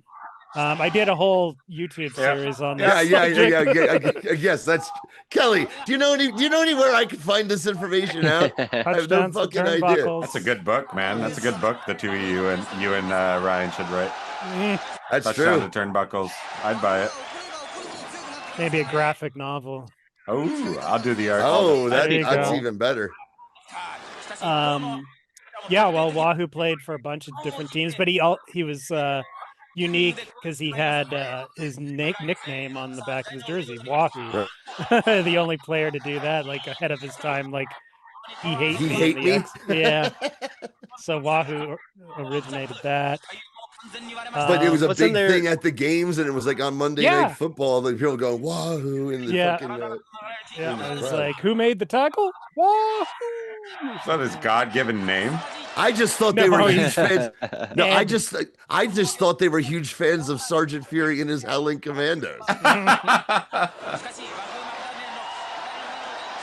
Yeah, no, he was a legendary football player for Oklahoma in college. Oh, I had mentioned it last show. Kelly, you weren't here, but on Tubi, and I mentioned to Kelly off air via text that there's an Image comics documentary on Tubi in I heard it's really good. And then there's a Chris Claremont one that I started watching as well. I have seen that. I watched that one. It's by the same people, I think. I really enjoyed the Claremont one. Yeah, and the Image one is good. But did I just hear that? Speaking of both those documentaries, Jim Shooter died. Yeah, just the other day. Sounds like he was tricky. He was tough. He was a complicated Claremont and his girls. Okay, Shooter was a complicated guy. He was a complicated guy, but the fact was he did save Marvel at a point where it needed saving, and he did that, and got it hot again. Got it out of bleeding money anyway. Yeah, I think even creatively, because I hear, especially now, there's a Twitter that I follow called the Spinner Rack. It's my favorite thing on Twitter. And they go, here's what was on the Spinner Rack in March 28th of 1978. And so many of the years are when I was in the height of my childhood comic book collector stuff. I go back, I see it, and half the time I go, had it. Oh, boom, didn't have that. And is this on YouTube or is this a podcast? No, it's just a Twitter feed. Just a Twitter feed. Oh, that's very cool. Pleasant to listen to. And I'm trying to remember why I brought it up, but didn't Jim Shooter wasn't he? Oh yeah, Wasn't he in charge of? Do you guys remember the New Universe? Yes, that was his. Oh, that was really good. That was super good. I think failed Kickers financially big time. Kickers. I've never read, like I guess I've had a few of them, but I've never collected a single new. No, it didn't. I had them all, man. Some people love some of them. Yeah, really. I had Justice. Wow. I had Merc. I had DP7. I remember Merc. I know DP7's considered maybe the best one. That's got John Romita Jr. Jennifer, what's her name? Spitfire and like the art was pretty good. I can't remember. Yeah, they were good. It just, Night Mask. It's hard. It's really Marvel. Night Mask. If you're gonna buy Mask, Marvel, is the most '90s name that like okay, Night Mask. Oh yeah, he was a skinny little man who could travel in your dreams. Anyway, no, Shooter was legendary. He wrote his first comic book when he was 13. Sent it into DC with And the it was- layouts. He drew the whole thing. and So revitalized him they and used Paul his Levitz. layouts. and it revitalized Legion of Legion of Superheroes in Superheroes. adventure at the time. He became the regular writer when he was 14. 13. Crazy. That's wrote crazy. Superman at the same time too. Not Okay. regularly, but some Superman stories. He created Parasite. And So this when I match- was This when match I- has been hardly in the ring at all. No, I well, know. that's not unusual for this era. Yeah. No, so when I was at that height of my collecting, at the age of 11 and 12, I was so into it. I knew all this background stuff, and I knew that Jim Shooter, the guy in charge of Marvel, got his start at 14 for the Legion Adventure, which was one of my favorite books, even collecting those old ones. And it just felt like the ultimate fantasy that I want that to be me. But it was motivated by he needed to make money for his family. It wasn't even like, oh, I'm so good, I'm so creative. It was his dad had lost his job. They lived in Was Pittsburgh. Jim Shooter the Legion guy? I thought that was Paul Levitz. That was Legion later. guy. That was later. That was later? Yeah, no, but it was the Shooter same kind of deal. He was young during too. the Mort Weisinger editor. Oh, sure, the Kurt run. Swan and they would do calls from New York, Levitz saved the Legion as well. Yeah, the but Legion's it was been later. saved numerous times. It's been up and down over the decades. But it was the one issue. It introduced 4 new characters, one of which was made to die later, which was I love the 60s Legion stories so much to this day. Yeah, I've been going through them the last couple of years. I have the Showcase Presents volumes now. I think I remember my point though with the wonderful Twitter follow is I love Abby, baby. You can see when it changes. You can see by the covers Canadian going, boy. Marvel looks kind of lame here, but oh wait a minute, right around 1980, things start taking a turn. And that's when You I start started seeing buying comics or having comics bought for me. Right when it turned around. I didn't know what was going on. So that's just like a non-finish. Oh, rest yeah. crazy. Hey, Again, rest in peace, look Jim at that. Shooter. That recommendation could be interesting. Abby and Paula against the new Bulldogs. Wow. Oh, look at that Tempted face. to click on that. That's pretty awesome. Yeah. Rest in peace, Jim Shooter. You created my childhood. Yeah. So this is a very interesting. We're sticking in the land of the rising sun. Sticky or sticking. And this is a very interesting match. It's Monster Laverne and Rippers. Shirley gotten themselves in a heck of a mess be here. respectful. This is the Beauty Pair, legendary tag team in Japan. They were the first of the crossover pop singer wrestlers. The Beauty Pair? The Beauty Pair. This is the 70s. I like it. It was an innocent time. I like it. Anyway, and they're going against Monster Ripper in her first I'll give you a Monster Ripper match. Oh man, I took a Monster Ripper earlier in a Porta-John. Yeah. So, that's it. That's funny because Johnny, I got a beauty pair for your chin. Better than a pearl necklace. Monster Ripper, we love her. She's Rhonda Singh, or was Rhonda Singh from Calgary. Grew up going to Stampede shows. Awesome. Yeah, we know. We've seen her before. There was that great match with her and Bull against Aja Kong and Bison Kimura that we watched a few months back. Anyway, so this is her first ever match. She's 17 years old, and it's the main event on the card. So her first match was a main event. She was trained by Mildred Burke, the legendary women's wrestler in California. Oh, then to lift that out of the movie, like fucking Hollywood. Yeah. Her partner is Mami Kamano. I don't know too much about her, unfortunately. But the Beauty Pair, this is a big time match. The Beauty Pair were huge stars at this time. Look at her, 17 years old, in a main event. I don't like the way you said that, bro. Speaking of Jim, like it's a nice transition. Context. Nice transition from talking about Jim Shooter, because this is a similar sort of prodigy type amazing situation. Jim Shooter was writing comics for DC when he was 14. And Roy Thomas beat the shit out of him in the offices, much like we're seeing here. No, Mort Weisinger was the. Mort Weisinger, Julius Schwartz would beat the shit out of that kid until just he fling him into a filing cabinet by his hair. Moose is saying, no, wait, you guys. Moose is saying he really wants Cool Ranch Doritos for some reason. No, and I get it.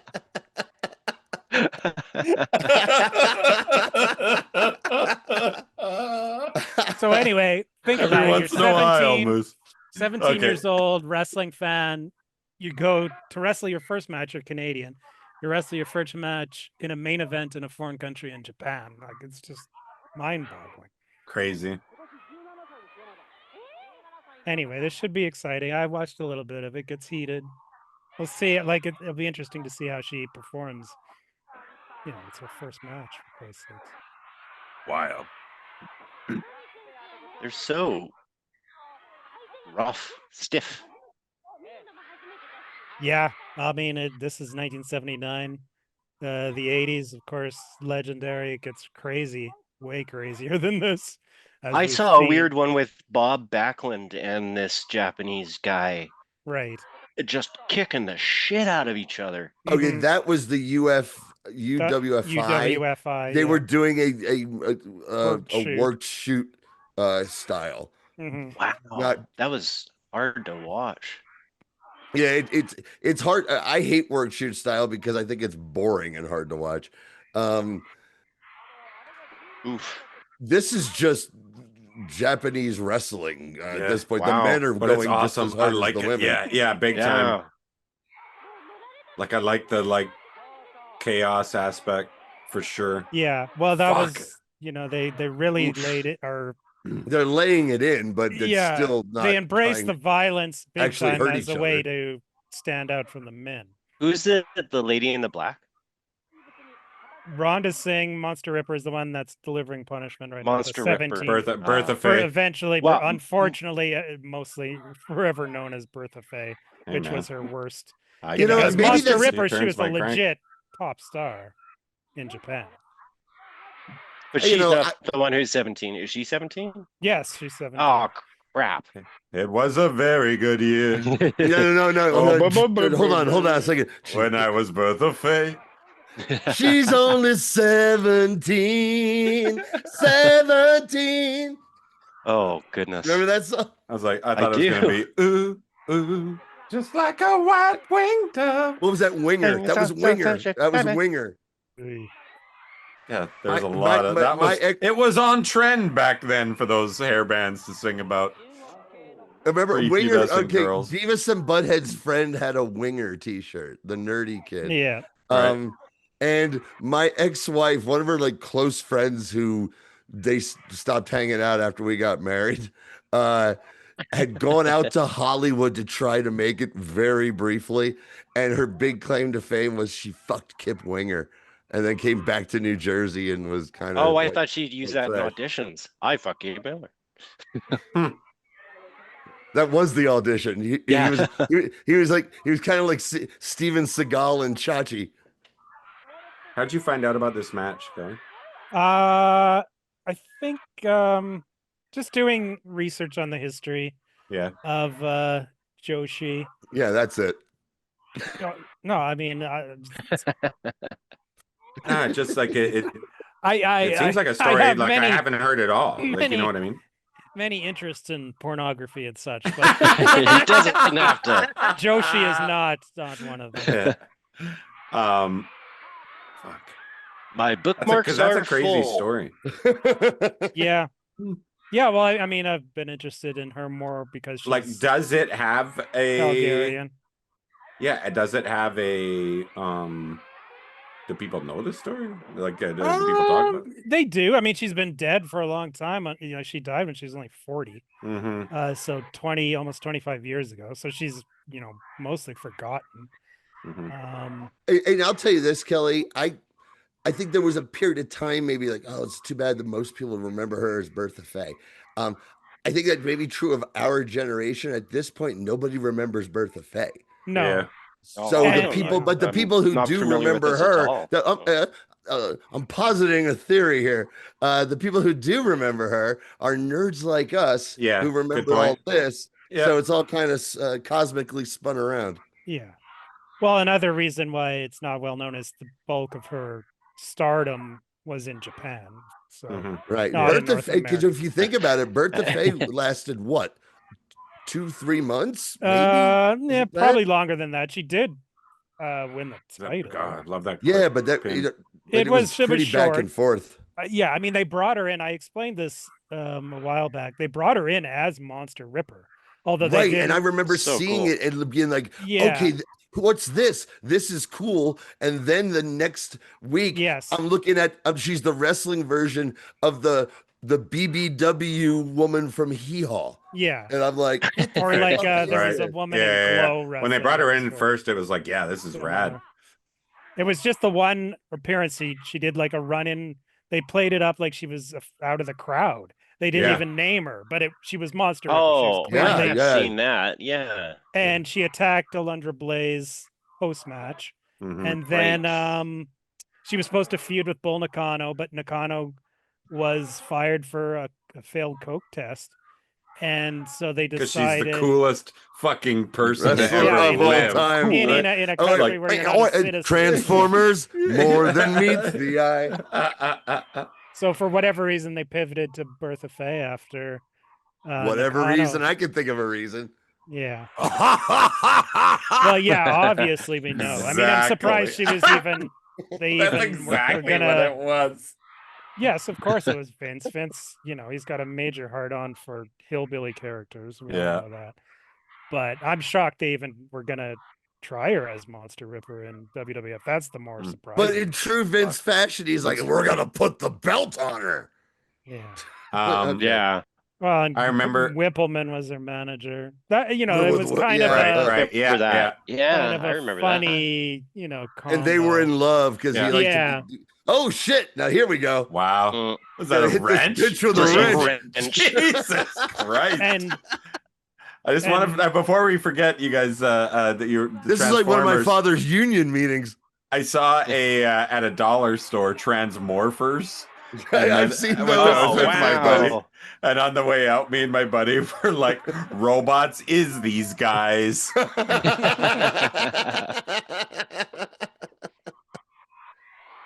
Anyways. Cool Ranch Doritos. Go for some. I kind of want to message my wife to. They're my chip. They're generally my chip of choice. It's good to like kind of forget about them for like 6 months, because then when they come back into your life, it's like, if you eat ooh, them too much. Or if you're me, they're just sort of around most of the time. Yeah. Except for Johnny is. My go-to Doritos is just your standard red bag nacho cheese. Nacho cheese, yep. And I'm not saying, hey, look, I'm not sitting here down here like some kind of fat piece of shit just shoveling Doritos down my phone. I like to make sandwiches often, and I bake a little bit. Here's a little potato salad, and here's a couple of chips. And Fascinating. Oh, I thought you were putting potato salad and chips on the sandwich for a second. Yeah, the sandwich. I get it. Like a moist maker, yeah. You think I'm from Alabama? Get the fuck, Jesus Christ! No, you're from Kentucky. I was born again. Tomato. I find that deeply. Now, sir. Now, fine, sir. Holding your nose up at Alabama. I say, sir. Ooh. And they let Ripper win the first fall too, so that was big. Crazy. It hasn't all. Yeah, I'm sorry, I can see it makes why her they sound like she's from Australia. Ripper. The Ripper. Ripper. Barely knew it. Well, I'm assuming it's just like them taking English words like they would often do. Right. Oh, it sounds Like fucking Jack dope. the Ripper. Jack the Ripper is what it is. It is Jack. Yeah. It's meant to evoke Jack. And the Ripper. It's an awesome match. The crowd is hot too. And Andre the Giant these was crowds are Monster the best. Ruzumov in Japan. Ooh, that was beautiful. fucking awesome. Back to back. Yeah. Let's go. Who's in the Doritos? Well, the beauty Look at pair you, was Guerrero. Jackie Look at that shit. Sato Oh. and Fuck yeah, what 3 was in a the- row. What's her name? Incredible. That was awesome. Dora What a- Rito. that's Dora Rito. Rito. Jackie Sato and Maki Ueda. And Wow. unfortunately I can't tell you who was Who's who. who? Yeah. Shit. I don't know. I'm enough. writing down Somebody- a Dora Rito just There were because I people- like having it on the I've got list. it. Yeah, I think Pretty that's good. Look, she's pouring a Sapporo there. It looked like just off to the So side. now we're tied at So one. tied at fall one, apiece. yeah. Cool. Look Bertha's at like, this I'm presence fine. I've barely been in. Yeah, already. crazy. But she knew she studied. She'd been watching wrestling front row. They had front row seats at the Victoria Pavilion for years in Calgary. Her and her Incredible. family. So she was a student of wrestling. Man. Jack Klugman? We got to pitch this story to Brady Roberts and his production company. Yeah, no kidding. Oh yeah, based on the rousing success of Queen of the Ring, that's what the Well, yeah, no, Like, not he a didn't movie. produce that. He didn't produce that. There might no, be I'm saying, something no, there. no, that's I wasn't implying that. But Yeah. She is. he was like involved though. A minor character in the Dump Matsumoto Netflix series. Oh, cool. That's where I know this story from. Yes. I don't From like. I don't know if they got Holy like shit. she was. Holy in shit. She It, didn't but I get to don't know. know. She's just Yeah. she's just a character. Slam in and it. look how Yeah. she's holding her down too. Fuck yeah. Ooh. Oh, where's the ref? Is she The not ref legal? was distracting her, I think. Distracting her. This referee has lost it. He's lost control. Yeah, that wouldn't be surprised if that's how this ends, but we'll see. Now I'm looking at this referee and that haircut. Because wow. I think I was one. He was actually one of the brothers that owned the. Ooh, yeah, Ooh, she was like, "I hate your what is fucking that? haircut." It's a Japanese like a trash commode? can. They're used as weapons Yeah. for years Like a and bucket. years. There's a Yeah. hole in my bucket. just- Oh yeah. Fuck him up, Bertha. There we go. Fuck him up. Get Yeah. the fuck out of We got here, a you random masked Fuck yeah. wrestler at ringside. Man. Dub, Jeez. EC Dub. Oh, the same. Oh yeah, this this is was nuts. wow. That was her signature. Oh, move. nice, awesome. Yeah. I love That's- a hanging in wrestling. This is crazy. Yeah, this is like a mugging now. Monster This is Ripper's awesome. partner was usually in Monster a tag team called Ripper. the Black Pair, which was obviously the beauty pair. opposite. Hey Travis, yeah. I got a Beauty black pair, pair right? for you too, pal. And that hanging move was that was her Okay. signature move. We are watching 1979 All Japan. Monster Ripper and All Mami Japan Kimano women's. versus Jackie Sato and Maki Maki Ueda. Ueda. Oh, thanks for reminding me, Travis. I completely Well, forgot. somebody what we were doing. in the Somebody chat had- whose name somebody in the chat with the name not that Chris Benoit has asked, so what are we watching? I already like this person. Yikes. I guess I've been here before. Oh shit! Fuck yeah! Incredible. Is To it think- enough? No. To think this was Only a 1 count. He's a monster. dude, I see people unreal. Oh. Holy shit! This one rules, man. Yeah. Can't go wrong with Joshi. But No matter the 79, I era. didn't know it Yeah. was like Wow. That's crazy. Mm-hmm. unbelievable. Oh, Roll up. still though. Trying to win the match. Yeah, I like it. Oh, is that what that was? There's that. Well, there's Well, that. it and wasn't the- a botch. It was just. I don't think so either. you Yeah, know. yeah. and for the kind of wrestling I like, that looks more realistic. That the skinny Yeah. woman is having trouble pulling over the Mhm. giant monster. Especially yeah. ever already doing it once. Yeah, Struggle doing it more than once. every Yeah. day. Struggle is awesome. Mhm. Gotta have struggle. So love this that. was Happened. literally her That- first day at work. Kelly's got that tattooed on his chest. I like it when they struggle. No. That's what No, you like, got. not that. No, Like that's- religious that's- font. No, Like that's he's in what a you got. gang. That's what you've got tattooed Like on your Cape lower Fear back. style. That's your That That's was your my tramp prison stamp. tat. A Yeah. tramp stamp. That's your tramp stamp. Yeah, His whale tail. The inspiration. The inspirational quote is on your chest with like a eagle. Yeah. You know, like gung ho on GI Joe, something like that. You're right. Gung ho, the most gay No, I GI think his He Joe. was the instincts are only correct. tattooed individual I knew as He a was the child. only clearly gay. Now G.I. Joe, everyone too. has them. Gung ho looked like he could have been. Gung Ho and Tony Gree are the only tattooed men I knew in the 80s. Hilarious. That's a title right there. That full It statement. is pretty good, but it's kind of long. That was great. NTCB, I'm going to call you now. Not that Chris Benoit. This is, Gung Ho was the lost member of the Village People. Well, Well, he wasn't lost. He was certainly kept on retainer. Oh, holy fuck! Oh. This is fucking awesome. This is the best match we've seen in a while, you guys. And it's her first match. And there's like a riot going on. Crazy. Wow. Oh, I don't know what's going on. Yeah. Oh, did she? Who's that chick? The Ripper. Wow. Wicked That's how you pisser put from the over- Ripper. That's how you put over a new star. Incredible. So again, this is her Man. first day at work. Mm-hmm. Crazy. Wow. God, make us look bad, why don't you? Hey, do Ripper? any of the three of you actually have plans to watch Queen of the Ring? I'll watch it if it's why? What are you free about on to a give away? streaming service. Yeah, no, I bet no, you I'm not my- gonna about. No. I'm just curious if you've heard enough Yes. bad things from Yes, everyone. Christina You're and like, I, no, I'm not Christina gonna and watch I that. might like there might be a time like, I'll hey, we should watch definitely this. it. The book is Especially, awesome. yeah, and also because Because I was going to suggest it. I was going to suggest it to see if we could get away. Get away with it for doing it for next Christmas because it's bad. Oh, that would be pretty good. Really?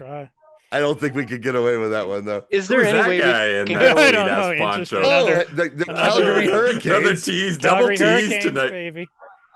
I love it. If I forgot who were the Calgary Hurricanes. Well, Kelly? who are the Calgary Hurricanes facing is more important. Yeah. Oh, wow. Our boy. I'll explain all. Or I'll Okay, try go to. ahead. Okay. I've got some like Wikipedia pages. The facts. So first with the Calgary Hurricanes, the mask guy is Super Strong Machine, and his gimmick influenced the machines. Like Andre was like, "Oh, that's good though. Jeez, I like that. yeah." So that's where that came from.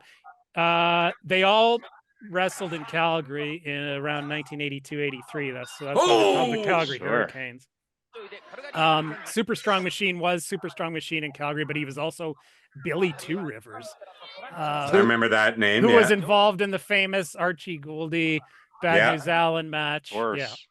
So Crazy. So was he Sonny Two Rivers? Sorry, Sonny Two Rivers. Yeah. So did they make a Japanese guy a Native American? They did with a mohawk. Wow, as well. that's you know what? I don't think I've ever heard of a Japanese guy being made into a Native American. You know what? Anyone can be made into a Native American. You we know that. that. I'm thinking outside of the box. Another member of the Calgary Hurricanes is Hiro Saito. That's I the thought I one in the ring recognized right Saito. now with the blonde hair. With the amazing hair, Mr. Saito, with this hairdo on Mr. Saito. Hilarious. He was not related, tremendous. but he was like he took the name because he loved Masa Saito. And the third, He's not the same guy. Okay. No, he's not. It's not Masa Saito. For a second, I thought Masa Saito briefly did this. No, There's the he was in conman. prison at this point. Oh, he was in prison at this. 1986. This is okay. This is how he looked in prison. This is how he got by in prison. Yeah. Part of the game. Gorgeous. Oh, He had That's one some way to rough get by, nights, but he for got a lot of sure. cigarettes. Lots of friends. Lots of friends. And the last member of the I would have Calgary loved Hurricanes, that storyline on Oz. Marilyn Monroe over here.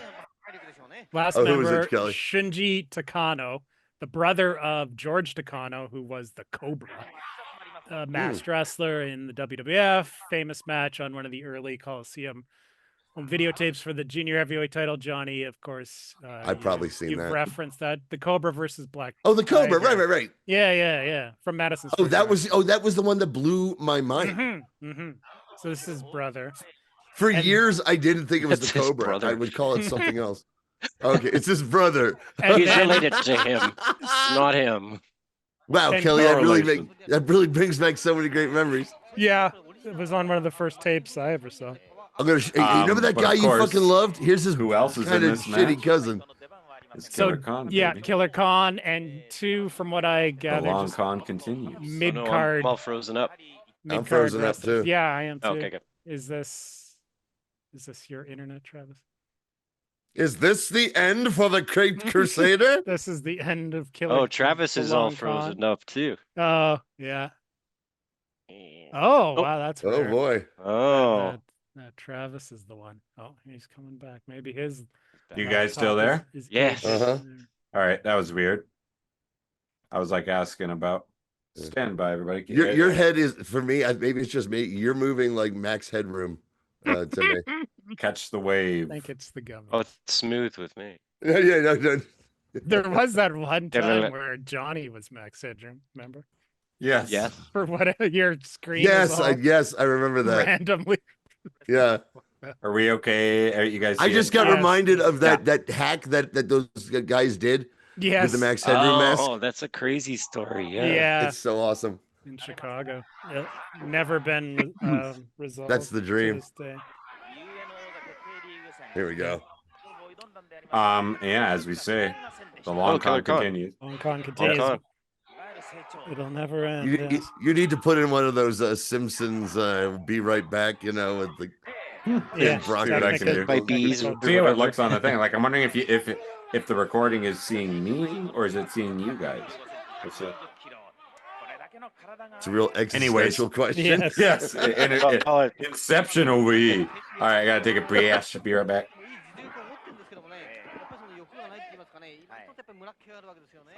This was his plan the whole time. Oh, they're speaking Japanese. Oh. The mat reminds me of one of those parachutes that you do in gym class. Okay. Did you all do parachutes growing up? I vaguely have memories of it. It's the At greatest day camp, thing. we didn't do them in school. Oh, we did Kelly, it in did you gym. Kelly, did you have a Canadian climber? A Canadian climber? Yeah, no. in your You gym. guys start drinking really early. Well, don't maybe. you? It's this giant apparatus that you pull out of the gym. That they would pull out of the gym Yeah, wall. we did have that. Yeah. Oh. I don't know if we had a name for it, but it was the real name for it. It's so called it the was Canadian like climber. unique to Canada. Yeah. Yeah, we didn't have Makes anything sense. like that. Yeah, it would have like well, it was the most dangerous swinging piece of thing. gym apparatus. Yes. Yeah, in it the sounds world. insane. It was so dangerous. That's how we toughen them up, eh?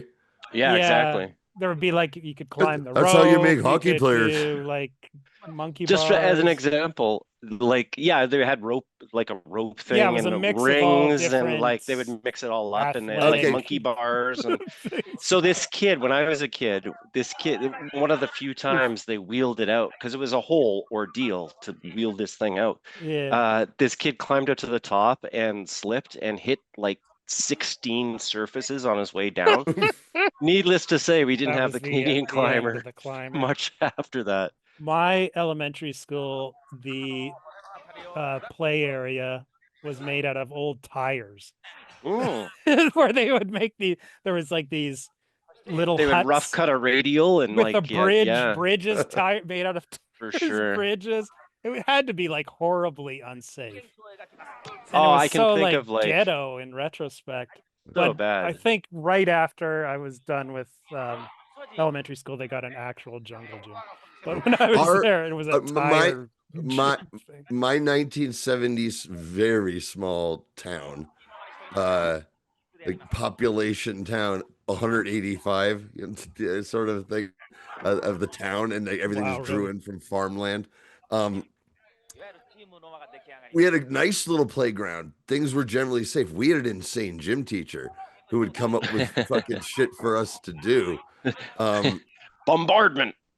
Well, that was it. No. It was a game called Murder Ball, is what he called it. Yes, I've played Murder Ball. Yes, of course. Which is funny. It's because it's sort of what they call dodgeball in like the movie Dodgeball.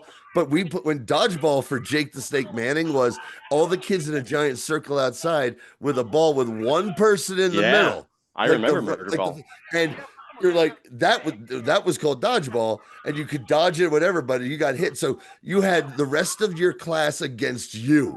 Yeah. Because Jake Manning was a fucking psychopath. Oh no, Johnny, we had it too. It must have been in like a teacher's manual somewhere. We totally had Murder Ball. But we had Murder Ball with where we're on the basketball court, and there's one team here and one team here, and in the middle is all the various small rubber balls, and you wanted to get the small you use ones. snooker balls. We had sugar balls. That well, in Canada you did because clearly they're toughening you up. Us pussy kids from New Jersey. Who's in the machine mask again? Super Kelly? strong machine. Has Sunny Two Rivers. Sunny Two Rivers, crazy. Yeah. That was a big strength spot from him. Oh yeah, no, he was. Well, that's why he was super strong machine. James, just let me wrap this up. Jake the Snake Manning, though, his rules of that was it gets down to one. And it was just kids killing each other till it gets down to one. And eventually someone complained. And he comes out, he's like, well, due to some complaints, we have to change the rules. And now there was a goalie, and behind them was like a safety cone with a tennis ball on it. And the goalie had to defend it instead. So we were trying to do that because he just wanted the same thing. That's how we got out of it. That's how we got out of it. But the original was like you can have like 8 guys on one side, one guy, and they're just slowly hunting him with these balls because this guy was a fucking sadomasochist. That's great. Let me put it this way: he had us do our scoliosis test because he did them, and we always had to do it in our underwear. Well, and we go to high school. Yeah, we go to high school. The main place to tell scoliosis is in the testicles. That's what we thought. Oh, yeah, he'd make us bend over and look at our backs. We go to high school. We go to high school. Okay, we go to high school, and they do that like freshman year. And the gym teachers did this because then they mixed up all these different school districts. And it's like, all right, guys, time for your scoliosis test. You just pulled down your pants? Istanbul kids, keep your pants on. And we were like, we knew he was a fucking pervert. Wow. Wow. Well, you can't beat that hair. You can't beat that got a hair. Japanese Michael Hayes thing going. Yeah, kind of Elvis a bit. So this, I Blonde think, Elvis. was playing into an eventual story because Khan eventually joins the Calgary Hurricanes as like their leader, basically. So I think this is probably leading up to that. Well, look, these two losers lost him a match. Disappointed by these jabronis, yeah. All right. Here's the third of our ongoing nice segments. Tito, what do we call this? Tito's Fiesta or something? Tito's Trek. Yeah, because that's because that's to the Commodore. Well, I know I'm white, so of course I'd come up with something. And we love the repo, man. Sensitive. Oh, so good. Tag action here from Primetime Wrestling, January 1992. Oh, look. Oh, yeah, he's sneaking around. Sneaky. So fucking Repo dumb. Man, he's going to sneak and steal something from you. Well, is that Mel Phillips in there? Mel Phillips is in there, so this is right before the scandals. You got to be sneaky around that pervert. Ooh, and then we have Is that Sensational Mel? Sherry Marcel. Somebody? Yeah. Mel Phillips is still there. Yeah, this must Ben be was like asking, literally weeks before he got fired. And Sherry there's our girl. with $1 Million Man. Awesome tag team here. There is a story behind this tag team. I'm stroking my Florida to the Repo Man myself. I mean, that mask is doing it for me. That's interesting. The air of mystery. The way he sneaks around. Money. That he always had to be hunched over just a little bit. that was a hard thing to have to. What year is this? maintain. It's January 1992. Why does the Repo Man have tire tracks on his suit? Was he run over? He was repoing cars. And when he got ran over, that's when he became the Repo Man. Repo Man. True believers. It gave him superpowers. That's when he became the Spider-Man villain you forgot about. I always thought I'd love to see a man made entirely out of repo. Oh, man. That's Stanley without Jack Kirby or Steve Davis. Yes, exactly. Input. Jack goes to Dan, you don't know what the fuck you're talking about. He's like, he goes to Don Heck. Don, I need you to make me a Repo Man. Or fine. Don Heck. Wow, what a dream tag team! How many matches did they work together? Well, is this our new Barry O Moondog Rex? Oh yeah, this is actually a cult favorite tag team of mine. Fuck yeah. Tito Then we Santana got and it. Virgil. Then we got to dig into it, baby. Okay, so it Fuck. came out Our of next show, I think our next show is our last show before then before Tito comes to the Commodore. So Yeah, I think we gotta got have a to big dig one. into Virgil and Tito. Yeah, or at least a lot of Tito anyways. This may be as good as it gets. I don't know. This so the is so story full was, of everything I hated. The story was, of course, Virgil won the $1 million belt from Ted DiBiase, and that was when Repo Man debuted. He took the belt back and gave it to DiBiase. I believe that's what happened. Right. And then there was like a beatdown on Virgil where El Matador Tito Santana came to Virgil's aid. And so they formed this short-lived tag team. On a podcast that our old buddy Parv co-hosted at the end called Letters from Kayfabe. The Virgil Tito Santana team was like a running joke on their show. The end of what? His rationality? It was before. It was the last Parvy. months Is that before Parvy I Brexit hear? broke his brain. Oh no! Oh God! He's trying to get out of his box, but I've locked it. Parv is currently in Alligator Alcatraz. Please. Yeah, I know. I'm sorry. I'm so sorry. That's I had to bring it up. No. I mean, it was a Alligator great Alcatraz sounds like July 4th, you asshole. No, Alligator Alcatraz sounds like it's gonna, it. It sounds like it's gonna be like the third in the series of those documentaries made by the Tiger King guy, because they just did Chimp Crazy, which I watched, and it's pretty fucking great. It's gonna be a documentary at some point. Oh, there's plenty of them. Did you guys see the Poop Cruise documentary? No, but I want to. I heard it's actually good. It is repugnant. It is repugnant. But it is so fucking funny. Like this one guy who works there, this Indian lasagna. guy. Yeah. When he takes the lasagna, there's a line about lasagna that will make you guys pee your pants. The poor cruise director, like the director I of know. fun. Ridiculous. Ridiculous. I'm watching that tomorrow It's while awful. I'm cleaning my. It's really quick. It's really short. Oh no! While I'm doing my Saturday clean my apartment. That sounds like perfect. Perfect thing. No, watch it over dinner. That's a good idea. It's so fucking gross. But that's which is actually that's something Parv would do, because he's a fucking weirdo. Alligator Alcatraz sounds like a bad 80s schlock flick. That sounds like something Ted Vernon starred in. Yeah, you've seen it like Hammerhead, star of Hammerhead Jones. Straight to video. They're trying to do their The Great Escape, but there's alligators all around. They got to beat the shit out of them. Yeah, like much in the vein of Sharknado. Yeah, there's like. But also cashing in on that Anaconda. I think early 2000 is when. Yeah, but they're also out. gonna use a CGI Richard Attenborough. Yeah. So, I mean, fuck yeah! And I'll be in there too, the Tunnel King. Signature head bump. Yeah. And bring me back on the CGI. Hey, buddy. No dice. No dice. John Mooney and Lord Alfred Hayes. Mooney and Hayes. Classic D team. Yeah, I'm a big fan of Mooney and Hayes. Oh yeah, I mean, you never really hear a lot about Mooney and Hayes, but they opened for the Marx Brothers on Broadway, Mooney and Hayes. A lot of their shit is aged very poorly. Terribly. That's where the term really. That's where the term mooning comes from. That's mooning. Yeah, that's where it comes from. You can't do that.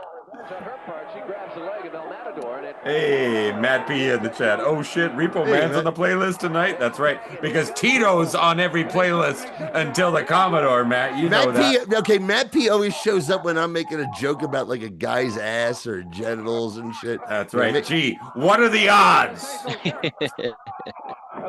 I know. I told Terry Gardner might join us later tonight, formerly known as Boogie Night. Oh, awesome. Oh no. Two former West Texas State football Is players. this the second appearance of Danny Davis tonight? That's a different Danny Davis, sir. I know, you guys always say that. I mean, I always do that. Danny Davis.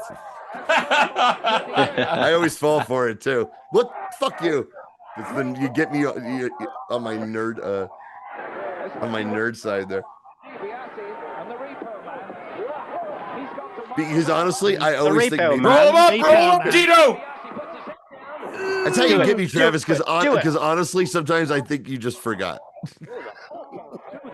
Why would that happen? I have excellent short-term memory. And you are? Tony Randall. Remember the Tom Hanks, Mr. Short-Term Memory? Yes, of course. And he was on a Saturday Night Live sketch. Who put this chewed food in my mouth?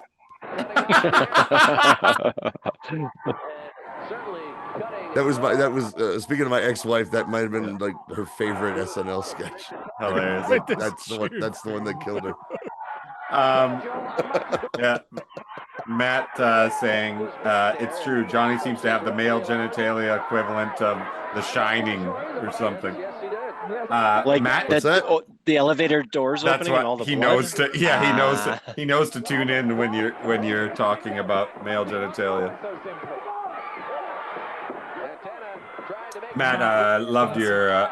Although I did not get an individual his elevator doors open and flood as soon as he hears my voice. Matt just appeared on Blair, former MTT guest from Grainmakers podcast. Oh, cool. And well, he did really put over Boom really nicely, and I appreciate that. I did not get a single mention, and I told Matt to mention MTT, but I wonder if it didn't show up on air. Graymaker said no. But I don't want to be associated with these assholes. He cut him off at 55 minutes. He said, "I promise you, we talked a lot about MTT off air."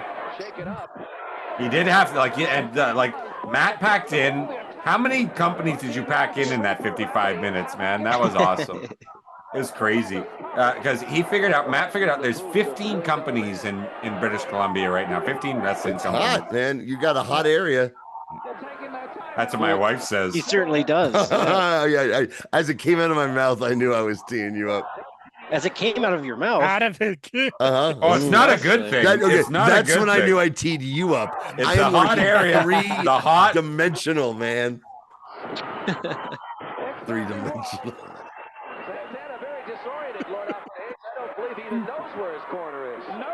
This era of Sherry, when she's with Ted, I believe she had the shortest skirts. Oh my gosh. Yeah. I'm a aficionado. Oh, she was a. I want to see your Excel spreadsheet of Sherry's skirt lengths. No, he's got. It's a chart. It starts out, high, and then it's. He's got a whole PowerPoint presentation. Yeah. The TED Talk. I'm gonna hear him on MP. Oh, some Sunday, on those few Sundays where I have to work, and I go out, and I'm gonna tune in.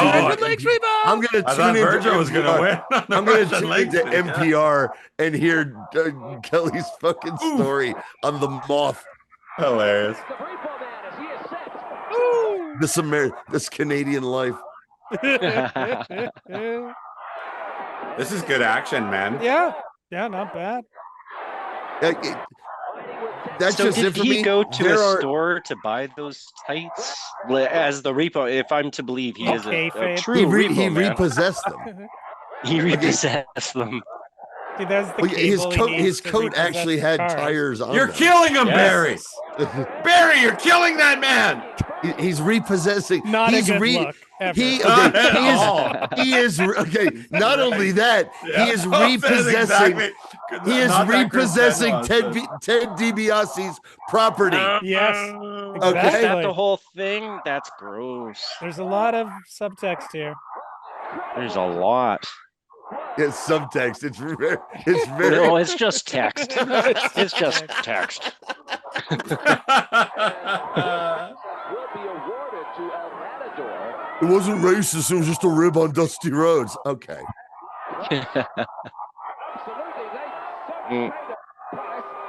I hated all of this when I tuned in. I know this was the only era of WWF, WWE wrestling that Johnny cannot stomach. Well, no, when I couldn't stomach, it was like the storylines were fine. There were great wrestlers I liked, and I'm like, what the fuck is this with these characters and the nicknames and the dumb shit? Wow. So what do we got here now? We got a big one, boys. Nelson. It's thank you. We watched a match between these two guys from 1987. El Hijo de Santo and Negro Casas. Ooh, nice. Remember that one? It was from the LA Sports Arena, I believe. It's too bad we don't have Taro in the chat tonight. Right.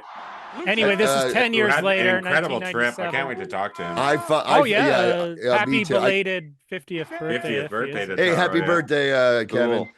Oh, dude, I followed his adventure on Twitter, and I was so happy for him. It looked amazing. Yeah. Matt has a Repo, British Bulldog promo about his Repo feud, 40 seconds that we can add to. We'll put it on the Patreon. We'll put it on the Patreon, Matt. He shared it in the chat.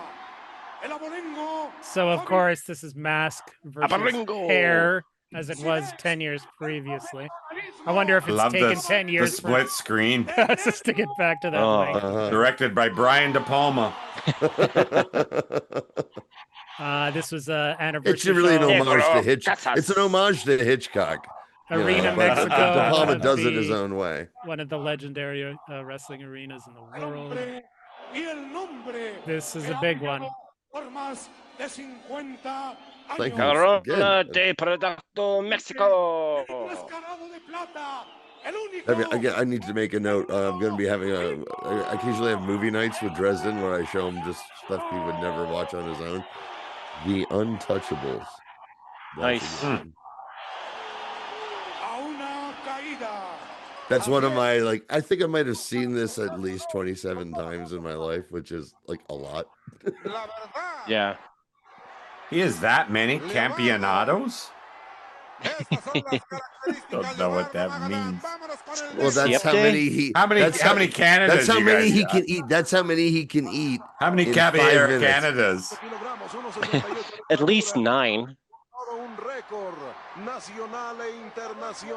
I'm sure that's incredibly offensive, and I apologize to our Mexican fans. Yeah, I think if people watch this show, they just know that goes without saying. Yeah, like, you know. Yes. Yeah.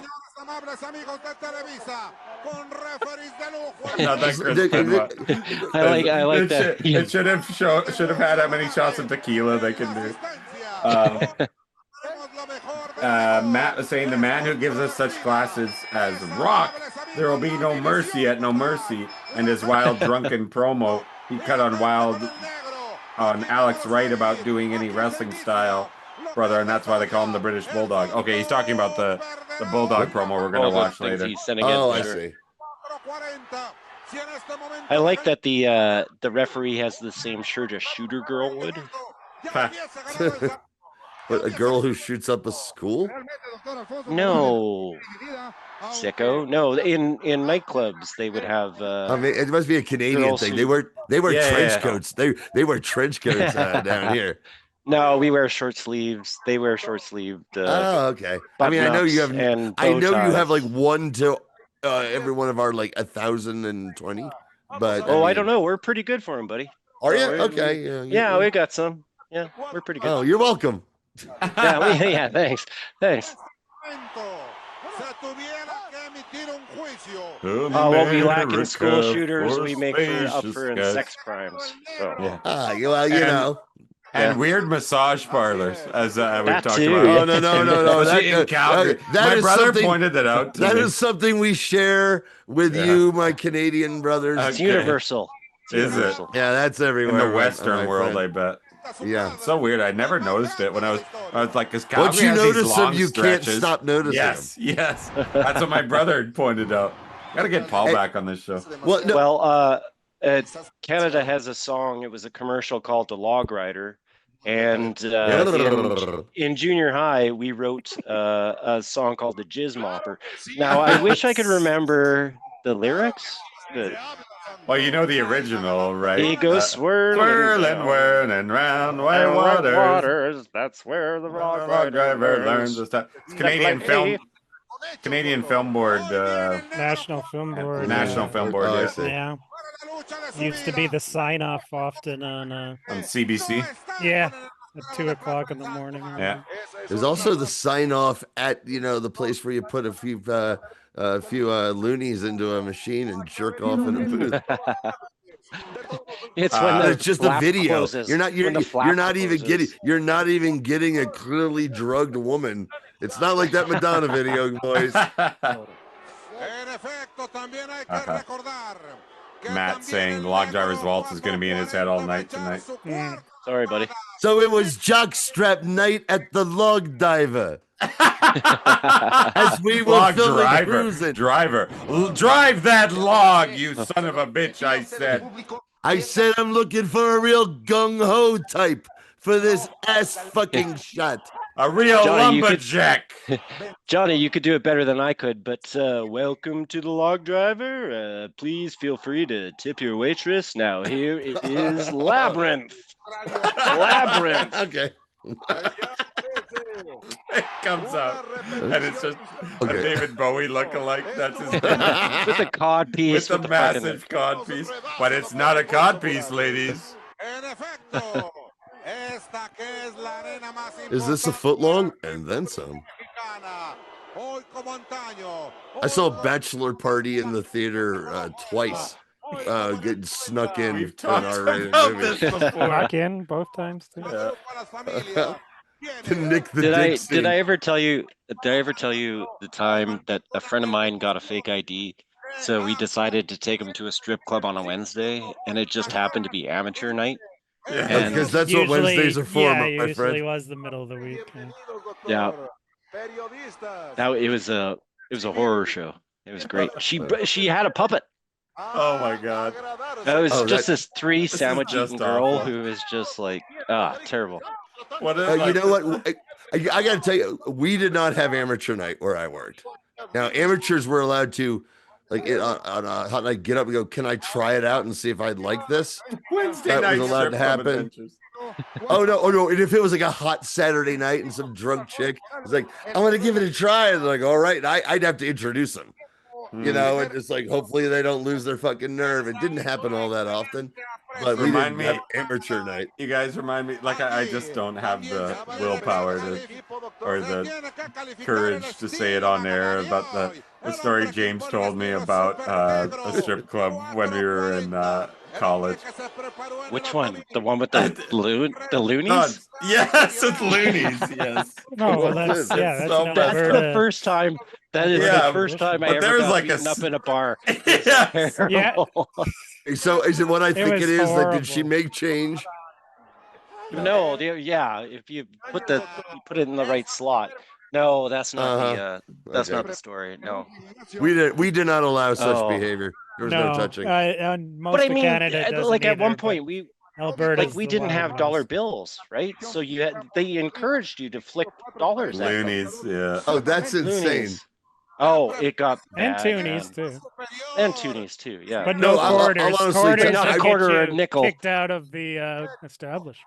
I remember. Oh I remember distinctly 2 occasions where some asshole threw a coins at a girls and they were immediately removed and quite fastly this is and pretty violently. close to what James is going to tell us off air, James. It was tell the story on there. Patreon. That'll be on the Patreon. Yeah, I don't think it's Patreon. But, not that Chris Benoit says our local strip club had a slogan like 21 beautiful girls and 3 ugly ones.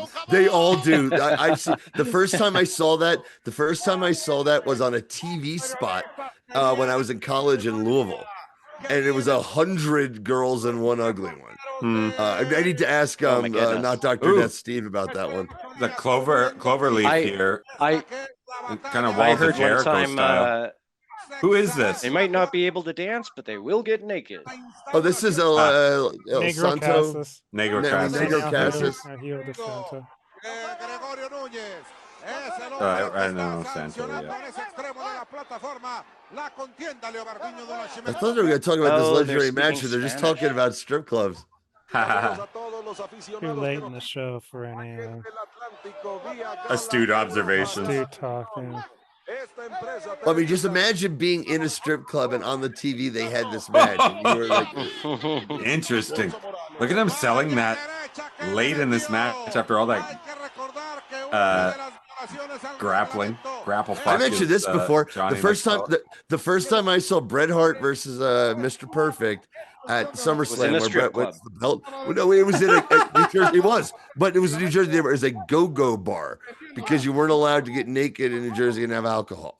So they'd be in lingerie and everything, and they'd flash their titties, and you could put $1 in their cleavage and shit. And they had that on a video, and I suddenly was like, what is and I was transfixed by that match. Girls are coming by trying to dance at me, and I'm like giving them $1. I'm like, yeah, here you go. And I'm going back to watching this fucking match.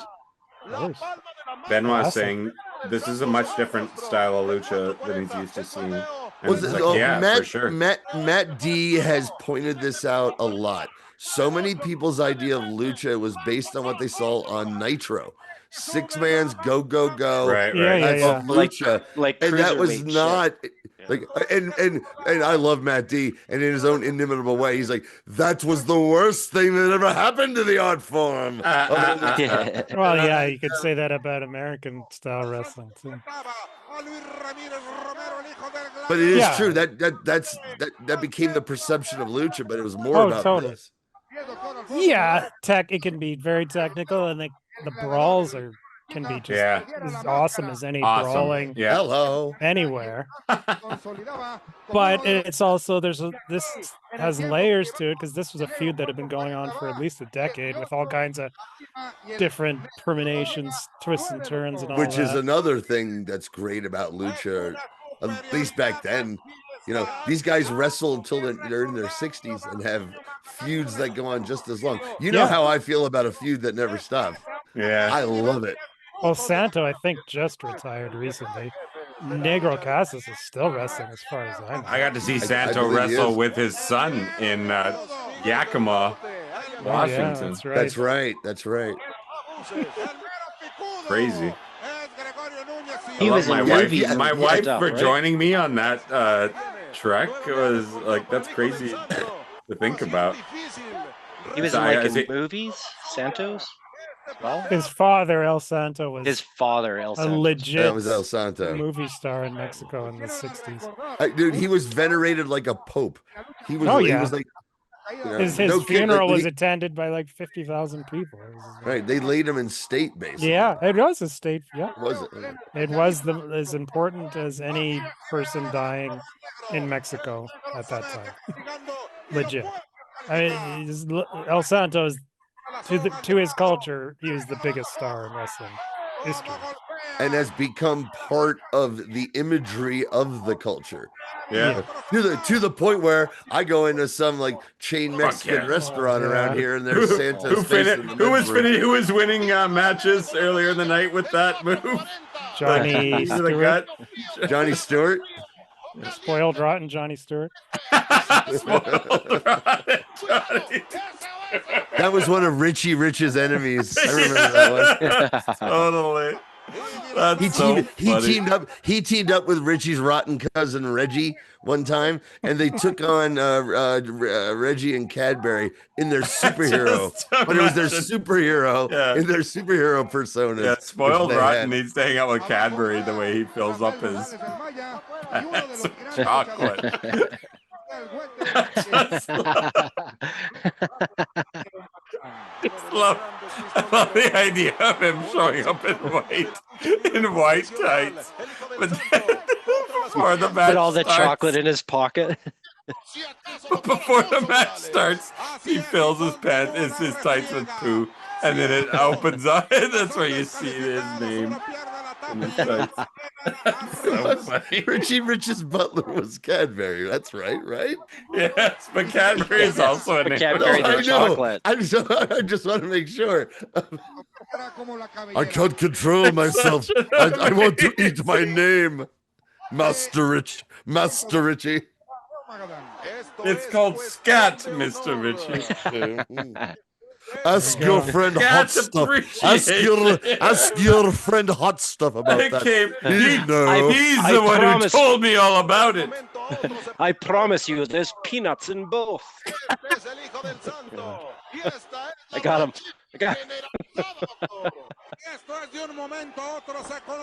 I stole them all from little Lotta. She needs to stop eating all this chocolate. These guys are being stiff. Benoit noticing. Oh, well, yeah. Well, that's what Kelly said. This is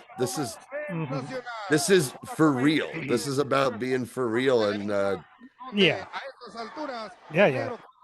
So there's no understanding between the participants prior to going into the match. Like they're just gonna kick the shit out of each other. Well, they're calling it in the ring, but they're gonna just lay it in because that's what Joe wants to say. And it's not even that stiff compared to like Japanese. What we saw with that ladies match. No, it's nowhere or near, even but, there. Yeah. Right, but Just, even if again, it's the perception, struggle, but even it's the intensity. perception of it, and it's not. It has to look like it's violent and real, and not some cooperative fucking trampoline. I like how ugly Oh, it look is. at her. Lady, she is fucking smashed. Well, it goes, yeah. To the culture in Mexico, wrestling is called She's like- fighting. She's like Libre. Mystery Titans Theater smash. It's right. fighting. They call wrestling matches fights. I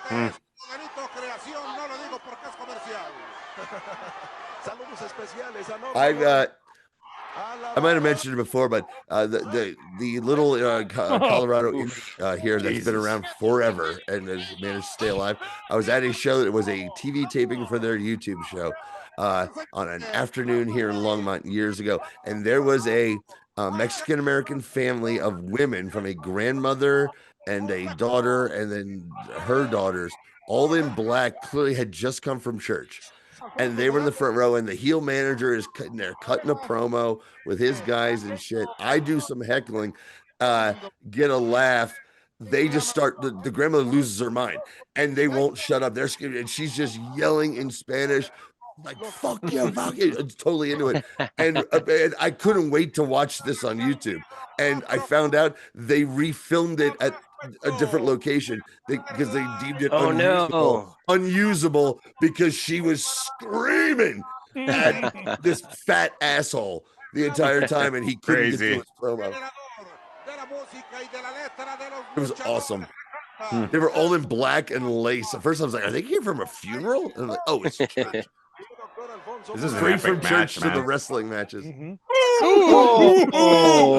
I've never seen that. No, I've never seen that. What's the name of that? What do you call that? I don't know. The one-armed bandito. Announcers are putting it over. I've lost so much money in one-arm Bandito at the casino. Fuck yeah. Oh, that's and you can see the way he's got no the base safety. sells it, but he sells it too, though. Like he has to jump up for him. That's crazy. Oh, it's awesome and safe if you know what you're doing. Yeah.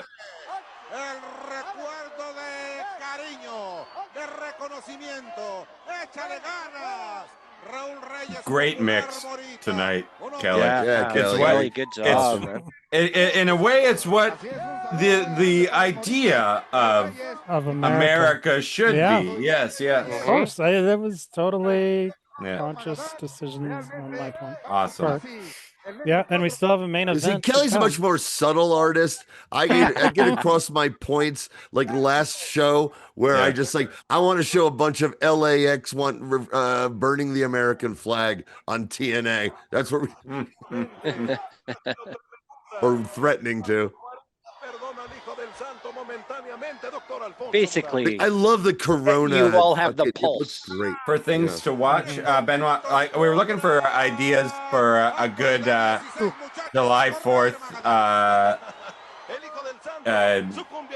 America-based. I think some my sort of choice. July 4th. Okay, I think my choice really. I think my choice really, really expresses everything about America. Okay, cool.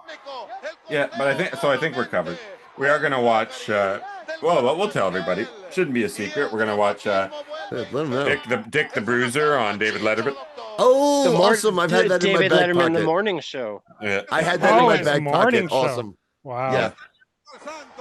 But I found a version of it where he talks about it to Costas on his show. Yeah, before. I've seen that. Yeah. Well, Letterman was. No, I've seen that. Yeah, fan. I've seen that. But then shows the actual footage afterwards. He grew up in Indiana, of course, and was a big fan of Bruiser's wrestling. And wrestling in general. And Bobby Heenan, like he was a huge fan of Heenan was on Letterman quite often. Mm-hmm. Yeah. The one with Vince. There's the one with Vince that's so like uncomfortable and weird. That's it's rough. fucking great. Yeah. It's awesome. Travis, are you going to put on the Nord Motors? Which one is that? Oh, Nord Motors. Nord Motors. We just did the entire documentary about that's right. Nord, the day in the life of Nord. An episode was called "Avoid the Nord." Oh, I see. Because there's the clips, but they got oh man! viral. Oh, I just got a commercial. They did a 20-minute really? like spoof documentary about Nord. We did it on the show a couple episodes ago. You got a commercial, James? Yeah, I sent you the commercial. Oh, okay. I thought you had a commercial. $82 I thought you a were month. watching an ad now. No. Yeah, no, I remember the Nord. Yeah, we saw that. Ooh. Great heat here.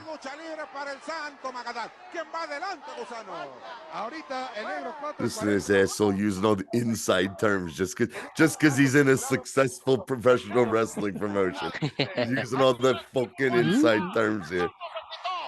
Uh-oh. Oh! Here we go. Oh, awesome. First high spot. Incredible. Like I was saying, that Corona on the ring, man, that makes it feel like a real sport. Big time. Yeah. I'm pretty sure he did. I don't think he did it off the top when we saw him in Yakima, but he did do a dive to the outside.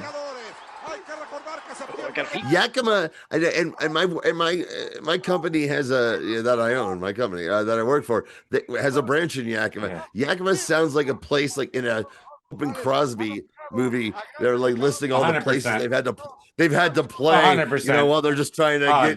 Dude, it sucks. Yeah. But just the name, it I couldn't funny. find anything it to sounds eat funny. when we got back to our place at 10. At 10, like it was stupid. Oh, Mr. I've sold Big Time monorails to Vancouver. North Harveston, Yakima. And... Can't handle Yakima. uh-huh.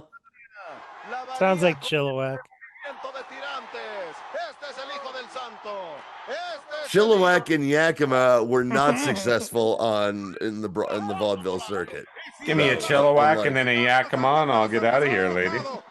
Well, no, so you do know your massage parlors. It's nice to know, Travis. You know the code. There's a great shirt that a bookstore in Chilliwack sells. It says, "Be more chill and less whack." That's not bad. And it's got it's the kind of pride bad, colors. but I on. mean, Moose is back. He wants us to rewind. Yeah, okay, sure. Oh, here we go. Oof. Boom. Fuck yeah. Look at that. Look at him lean into that. Lean into that pin, man. When I was 21 and just starting legally drinking, Corona It was a very good year. It was a very Corona was like, hey, we're getting some fucking Coronas, man. We're gonna put limes in them and shit, man. This is Snap it in. Until it was made completely uncool by George Wendt on Cheers. Where they were talking about, like, I think Frazier wanted to, put a little lime in your beer, Norm. And he's like, the only thing I want floating in my beer is my liver. And I'm like, yeah, okay. Stop with that shit. This is awesome.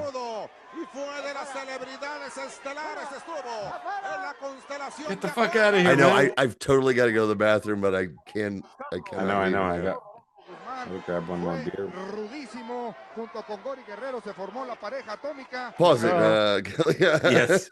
Rewind it. Ooh, Rewind it. we knew that was coming. Here we go. Oh, boom. Incredible. Oh, incredible. A child was just hurt. Yeah. Could have been. There's no guardrail. Oh, look at this guy. Oh, that's beautiful. Yeah, I love it, especially in the bad tracking makes it even cooler. Then the theme of the evening. Yeah. The Kelly's doing the best with his tracking. Come on.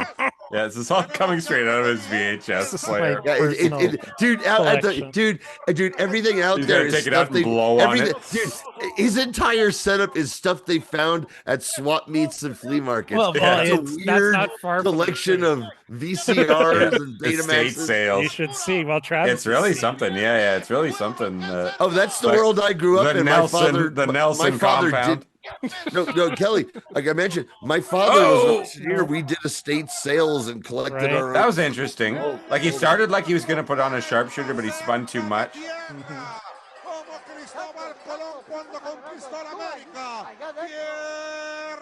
We're going to a thrift market bright and early tomorrow, 9 a.m. It's my favorite. The shop opens at 10, so we have to sneak Keep an eye out for Game Boys. Game Boys and Game & Watches. You do, okay? I'm sure since you made this a business, you know this, but just as a pest control professional and dear friend, you do know not to take any furniture without a deep inspection for bed bugs. That's where they come from. Really? Yeah. Yes. Well, we've taken some tables and stuff. But... Okay, tables. No, we don't sell beds. You're generally fine, but no, I'm like, oh no, but the wood of beds. Right. What we sell are called boudoirs. I see. No, with a little picture of an Kelly. option. Yes. With a little picture of Kelly doing the pose like George and Seinfeld in his box. Which did you guys see? The Yankees are putting out a bobblehead. I saw it under the desk. Under the desk of Costanza. That's so funny. I was so lazy in the late '90s at the nursing homes when I was burned out. I'd want to take naps at work, and when I saw that episode, I was like, "Oh my god, be a fall. that'd be the best." Santos oh, rules, that's it, man. Yeah, Yeah, Negro no kidding. Cassis is awesome too. Oh, Negro Cassis is one of the greatest of all time. They both were. Fuck yeah, snap that fucking thing off. Just won't tie. Finally tie. That's one crazy. Holy shit, That look at place this. is going mad. Or was it just a one-fall match? Where are we in the video? I think it is. I think that must be it. Yeah, Yeah. that's got to be it. We gotta. I'm like, if this 2 Got a out of 3 balls haircut. falls, I'm gonna go take a piss. Yeah, I was gonna say like that was a finish, and I'll finish Because it. usually they do the first 2 falls quickly, and then the third fall goes for a while. What a face! Like you know, like I've said, a face I've seen on murals in many restaurants owned by chains of white people. Yep. Well, there's a restaurant in New West where we BC went for called your Santa. Qdoba. went for your bachelor party. Qdoba, Qdoba. I don't know if you're aware. That's a chain. In the bathrooms, there's I'm like, oh, that's Santos. They got it up on the wall and shit. All right, before we get to the main event, I gotta grab another beer. Yeah, I don't know if we're gonna get that. Wow, that wasn't the main event. No, Kelly there's one Nelson. more. One more. My 4th of flow, July. dude. We got one. Dude, more. I wish I was a Klingon so I had 2 dicks to jerk off right now. One more big American match for us. James, did you know when they did Discovery? There was a thing where they showed a Klingon peeing from behind, and there were 2 streams. And so wait, Klingons have 2 dicks? Is a thing now? Yeah. Or maybe they just have like an eyelid on the one hole. And so it There were 2 splits off. streams. I remember the scene. I'm like, what the fuck is that? Well, that's crazy. Yeah, Klingons have, because remember there was the Next Generation where they're like, "Whoa, look, Worf, he's dead. His heart." I'm like, "Oh, he has 2 hearts." Well, They have double of we didn't double get of a haircut. everything. Here we go. Anyway, here we go. All right. Main event. Okay, I'm gonna go. USA in the The Marine background, Corps even. zone. USA Network. United States Marine Corps. They must be so proud of him. You stolen valor, motherfucker. No Sorry. kidding. What a prick. Today's gonna be D-Day in Washington, D.C. So we watched the MSG trilogy, right? Yes. And this is a whole other. The interesting thing about this is the boot camp match, the final in the series, but this was actually a week before the MSG boot camp match. I assumed that this would be later because usually MSG New York got the big match first and then it would go to the other cities. But no, this was a week before the MSG boot camp match. So June of 1984, Capitol Center, Landover, Maryland, home of the Washington Capitals for many, many years, and the Washington Bullets. And there we go. And I thought, and we're off. 4th of July. Recently, we had the 12-day war, as some are calling it. So Iran is back as a villain on the world stage, or are they a babyface? I don't really know anymore.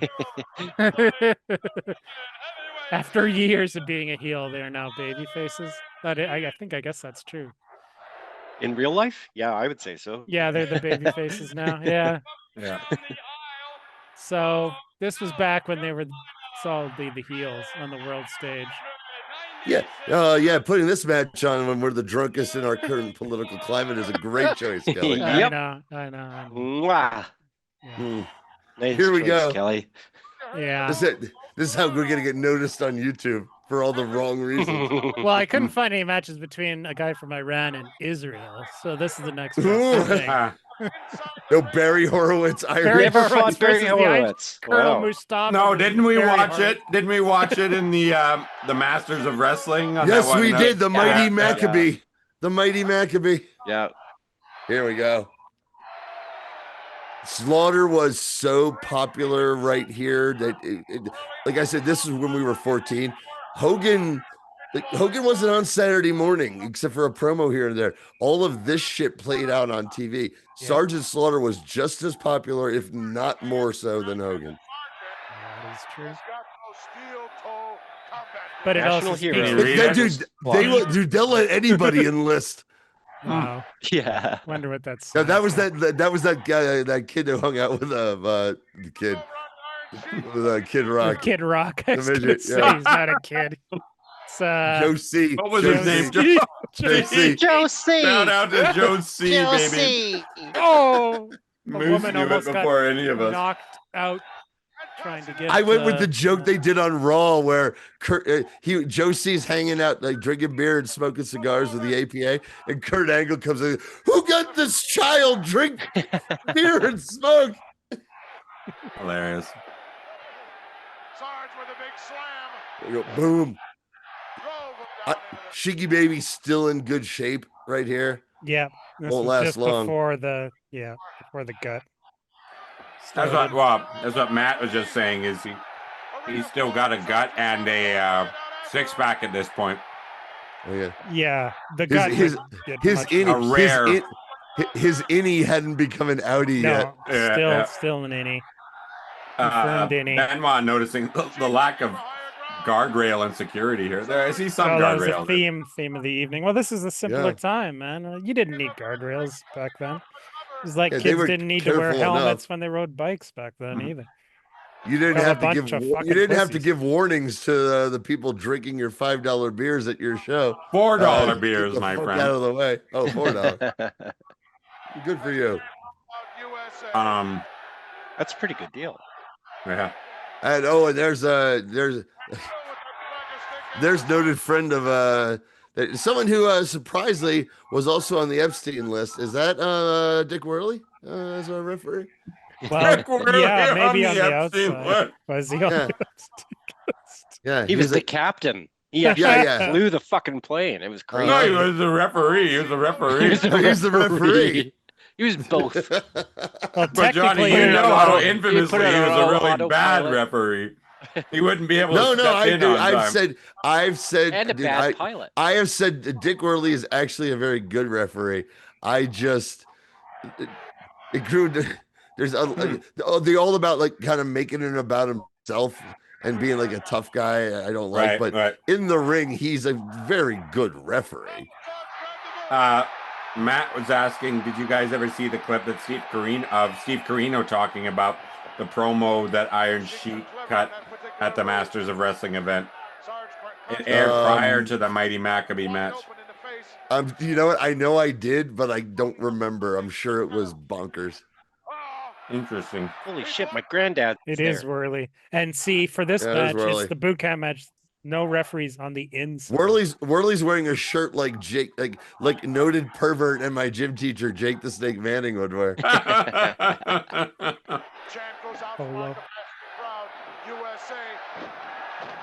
What is that white thing in there? Is it just tape over like a hole? On the sheets tights? No, there's some white. There's like tape on the ring. I saw that. Yeah. I think it got ripped up by Drew McIntyre. Oh, yeah, there's a couple actually. There's a couple. Just wear and tear. Gorilla saying there must have been a thumb or finger in, and then I didn't hear the rest. Oh. You just stuck a thumb or finger in it, then it cut off. I love that two-tone. It's like halfway through a Penthouse Forum letter. Oh man, two-tone boots the Sheik has got on. Right. Rare. He usually didn't have the. Because he's fucking wasted. Yeah. And I love you, Sheik. He calls that the hickey. He bites the ear. I remember, dude, when I was a teenager and making out was first thing, and you're just exploring everything. I was into the girls who were like, "Here's what I'm gonna do. I'm gonna nibble on his ear and stick my tongue in his ear," and I just be like, "All right." Yeah. And I became like an ear guy. For a He while. calls this.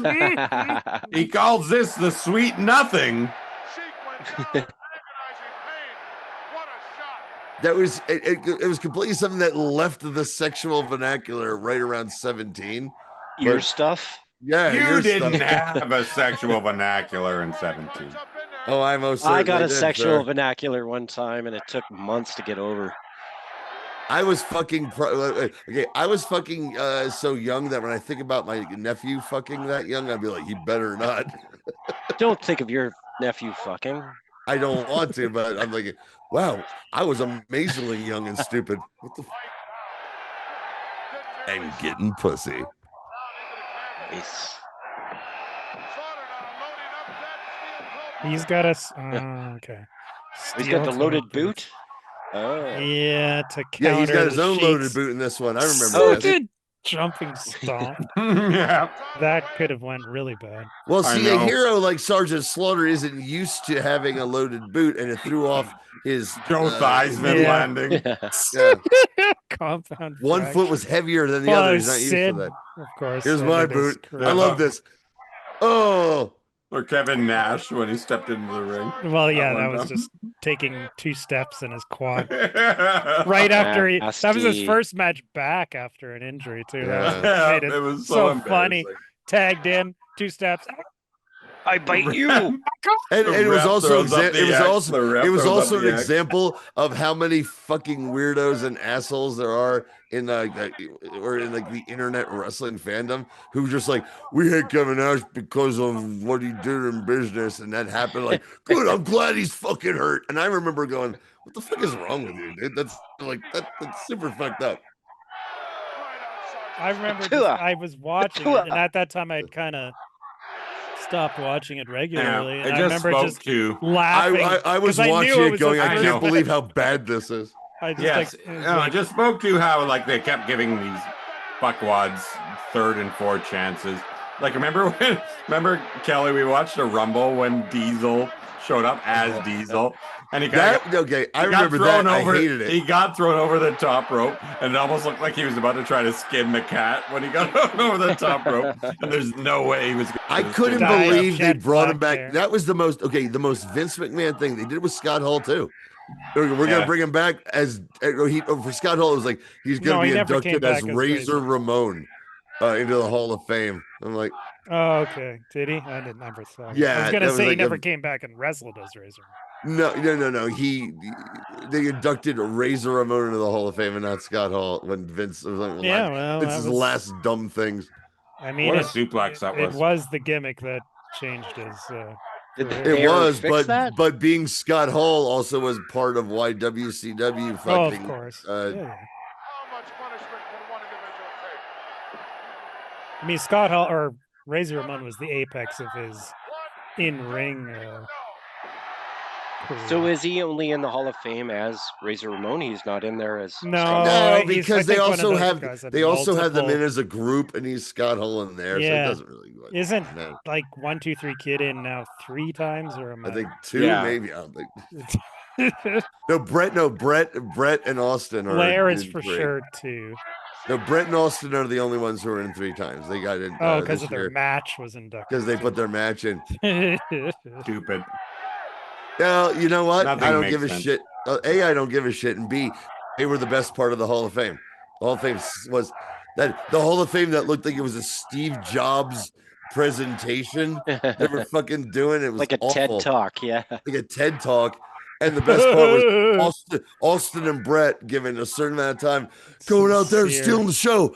Right, Brett? You know, I've always had a lot of respect for you, Steve. And this match, they were fucking great. Yeah. You know, I used to have a lot of respect for you, Steve. I still do. How long ago was this? Was this a year ago or the This most was recent this one? last WrestleMania. Yeah, no, I can't watch any of those. Triple H, So they inducted Triple H in, and he got an hour speech. It was That's literally like crazy. watching the boss talk. And they cut off like Ric Flair at like 15 minutes or something. Like, that's crazy. Although when Ric the Flair Funk would have Brothers whipped were out his inducted dick at some Oh, point. they ago, did. they They were did it to played out. Austin too. That was a Vince thing, right? No. Now, granted, whether you like it or not, and whether he's a good person or not, like we've read and I've heard a little bit. The reason why everyone's enjoying working there is Triple H doesn't run his locker room like an insane maniac trying to pit people against each other. It's all just That like, hey, helps. we're all on the same team. Let's go, team. That kind of thing. And everyone's like, oh, it's a pleasure to work here now. Is it? He's still That's- garbage. Well, no. He's a garbage fucking human. Hold on. Go. I'm talking about how they're running the locker room in a wrestling promotion that was known for being Right. Vince McMahon's puppetry of cares? keeping people on their toes and scared. And they're not doing that anymore. I like as Benoit says in the chat, China's post-wrestling film choices are a problem, said Triple H the night he inducted X-Pac for the 3rd time.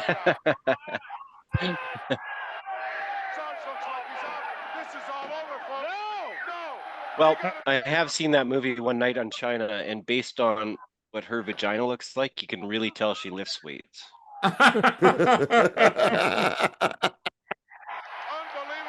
It's the size of a pecan pit. Yeah, it's crazy. No, man.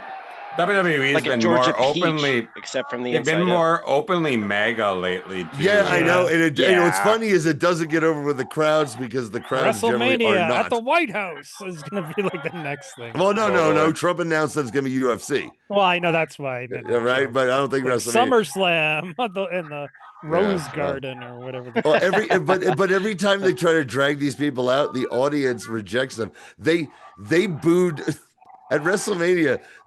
They're like, ladies and gentlemen, they show in the crowd Dana White, and the entire place is like, boo! And then an hour later, they do it again, which I thought maybe Triple H is fucking Dana with them White then. again. Dana White again, and they booed him even louder. All these guys get beat by the crowds because that's who they are and who they're owned by, but that's not who the audience is.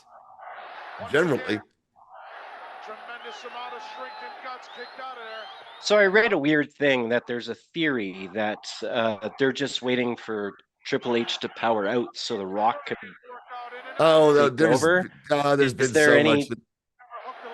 No, there's no truth. This is like the only. That's just it. Because there's actually a locker room full of people who are generally happy.